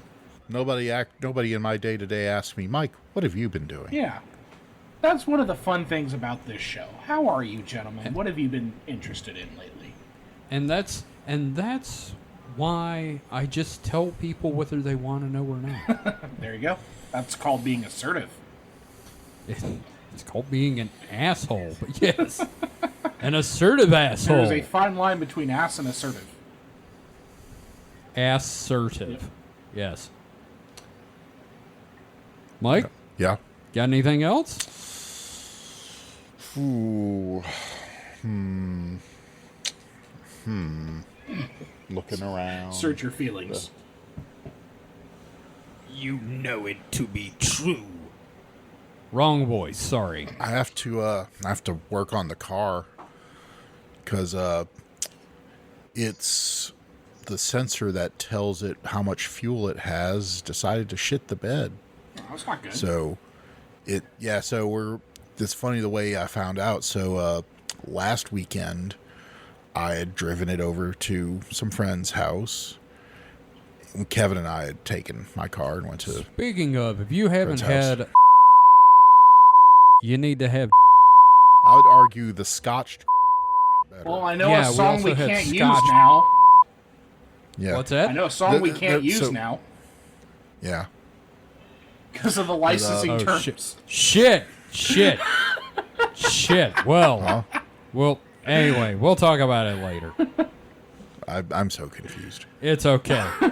Anyway, tell them about the car. It's a producer thing. Oh. Okay.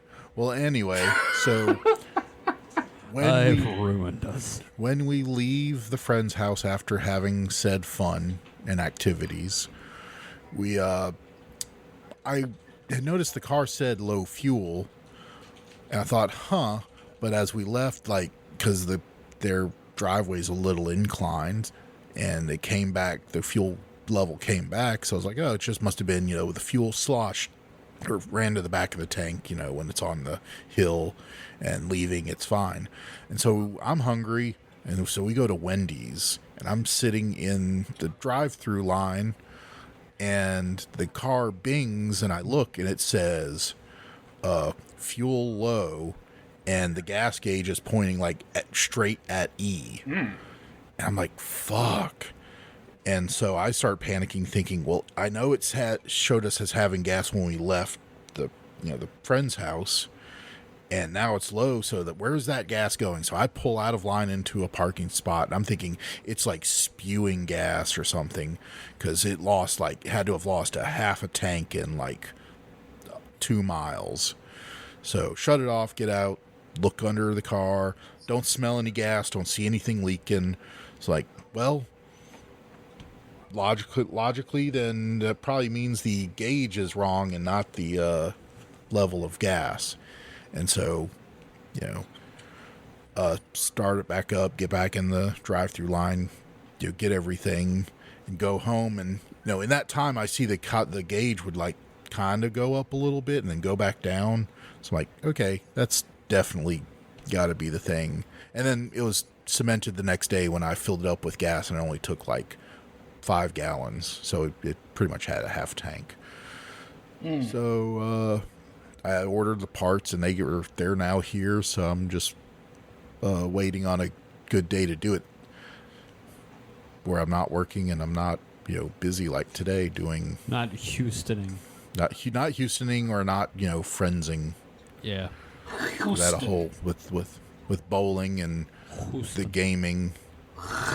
Just. And it's not the Gaming. Yeah, it's not the worst thing to have a vehicle that doesn't have an accurate gas gauge or any gas gauge. Yeah, most of your vehicles. So my first truck had a very inaccurate gas gauge because of it was a Frankenstein of different vehicles. It was more Cadillac than Ford. It was a Toyota pickup truck, but it had a Chevy engine. Let me put it that way. Christ. Yeah. They had to be wait, didn't it have to be mounted sideways, or was that the transmission? So it was a front wheel drive V6 out of a Beretta. That in a lot of front wheel drive, vast majority of front wheel drive cars, the engine, the crankshaft runs side to side. So it's basically rotated sideways. It was a real car of Theseus situation. But it was in this truck we had mounted it longitudinally, so it ran front to back, and used a Camaro transmission, and just still drove the back tires like it normally would in the truck. But that one, like the gas gauge, if you filled it up, the gas gauge would kind of read something, but around half a tank it was just blank. And so, and I say blank because it was like a digital dash, it wasn't like just a little needle. And so I just got used to keeping it full, like I haven't gotten gas in a while, I should just top it up, because I'd gotten stranded a few times when it ran out of gas. And my motorcycle just has a fuel light that comes on when you have, like, I think 2/3 of a gallon left, something like that. It's like a 3 point something gallon tank, and after it uses 3 gallons, it turns the light on. And I've gotten stranded once in the motorcycle without gas, but that's just because I was dumb and didn't top off when everybody else was. I was like, I could make it to the next stop. I know my vehicle. Do you though? Not thinking about the fact that I was in a group ride, so I was being a little more spirited than normal, so it drank more gas than normal. So what I could have gotten, say 30 miles out of, I only got like 20 miles out of. Because y'all were in hooligan mode. Yes. Hooligan. Mild hooligan. What's the level below hooligan? Shenanigans. We're in shenanigan mode. Some of them were hooligans. Yes, I was shenanigan. I almost crossed over to tomfoolery for a moment. Now, tomfoolery, I think, is a little below shenanigans, right? Yeah, there's tomfoolery, which is, you goofy guys. And then, like, shenanigans is like, you're up to something. And then, like, hooligan, somebody's losing teeth. Now, where does someone's going to jail. Now, where does goofing and mad goofing fit in? I don't know. That's a different scale, I think. That's metric. Oh, yes. Yeah. Goofing and mad goofing are the metric of the you're up to something. You've got joshin', then you got goofing, and then you've got mad goofing. Yep. What about sad goofing? I don't know if anyone does a sad goof. Yeah. Max is dead. Oh, God. I'll fucking do it again. Or she got hooked on meth. I fucking did it. Sorry. Anyway. We're getting a little loopy here. Yeah. But if you were out of town, who was I sleeping with? But I'm your dog. Anyway, let's wrap it up. Yeah, let's do a fucking game and go to bed. Okay. Well, you're going to bed. I guess I need to go to bed. I need to take a shower soon. Yeah. So, for the game, I don't really have a hell of a long game. I figured we just have a quick, throw out there this idea, let's say you're in the world and Dungeon Crawler Crawl happens. The collapse happens. You go in the dungeon. You make it to the 3rd floor. You get to choose your class. Now, based on your skills and the nature of the book, you can kind of make up the name of what your class is. So, what would you be? What are your skills? What kind? Are you a magic user, a warrior? What's your specialty, and what's the name of your class? And I'll go first. Okay. To give you an example, I get to the 3rd level, I'm a wizard. I'm a magic user because I am not a strong man, and when my brain works, I could probably remember a spell. And given my penchant for going to the bathroom, I will probably be a shit wizard or a poop mancer. There you go. So, a shit golem of some form would be involved. That's what you would create is a shit golem. Yes, that's what I mean. Okay. I'm a poop mancer, and I could summon a shit golem for 30 seconds. Behold my little shits. Yes. Behold. Poopstophocles, the shit golem. So that's kind of what I'm thinking for me. So how about you guys? What you got? I got it. Yeah? I'm a gun puncher. I punch people with guns. John Wick. I love Mike, you're just like a barroom version of Christian Bale's character from Equilibrium. No, except I punch him with the gun and then shoot it. Oh, So John Wick. in the face. John Wick. Yeah. Punched in the face with a gun, the Mike story. And then shot. Okay, now Because- I could see that. But would you have a subclass of engineering or something? I don't know. The gun punching mechanic? Well, guess I'd have to be able to engineer my own, gun punch gauntlets. Gunlets. They're, there's big metal fists with guns on either side of them. I really hope it would be better than like that movie with Daniel Radcliffe, Guns Akimbo. That's just a gun stapled to his hands. Yeah, pretty much. Okay, so you be the gun puncher. Yes. I'm the shit wizard. And David, how about you, buddy? So these have to be self-deprecating? No? No. Okay. No, just, we It'd be funny if it was. it'd be fun. Yeah, you're a daisy if you do, but you don't have to. Yeah, okay. Like I read and write, which isn't inherently valuable in the context of a dungeon. So I think I would be the arbiter of useless knowledge, an archivist of useless knowledge. I would just... How would you... So I think it would be like I would find like records of shit that just doesn't matter, like all the good and pertinent information to survive the dungeon, not available to me, but like useless trivia. I just but find you still gotta have something you can do. No, you see, I'm not equipped to survive the dungeon. Oh, you'd be dead. Yeah, no, I literally like maybe I could barter my way through with some like useless facts. The way you just described the searching for knowledge thing, I'm like, God damn it. I should have known he'd just be Shao. Well, at least Shao could, like, punch somebody. Yeah, no, Shao's a badass, but, like, Shao is, in fact, looking for scrolls and shit. Yeah, So. yeah. Well, and also to murder Sharans, so that's fun. Yeah. Yeah. Yeah, so I don't think I have much to offer. Murder hobo. Right. Yeah, I think, like... I don't know. I think you could be a wizard. I don't know. I find magic tedious. No, I think you'd be a wizard and, like, you'd get to the point where you choose your race and you'd be a corgi.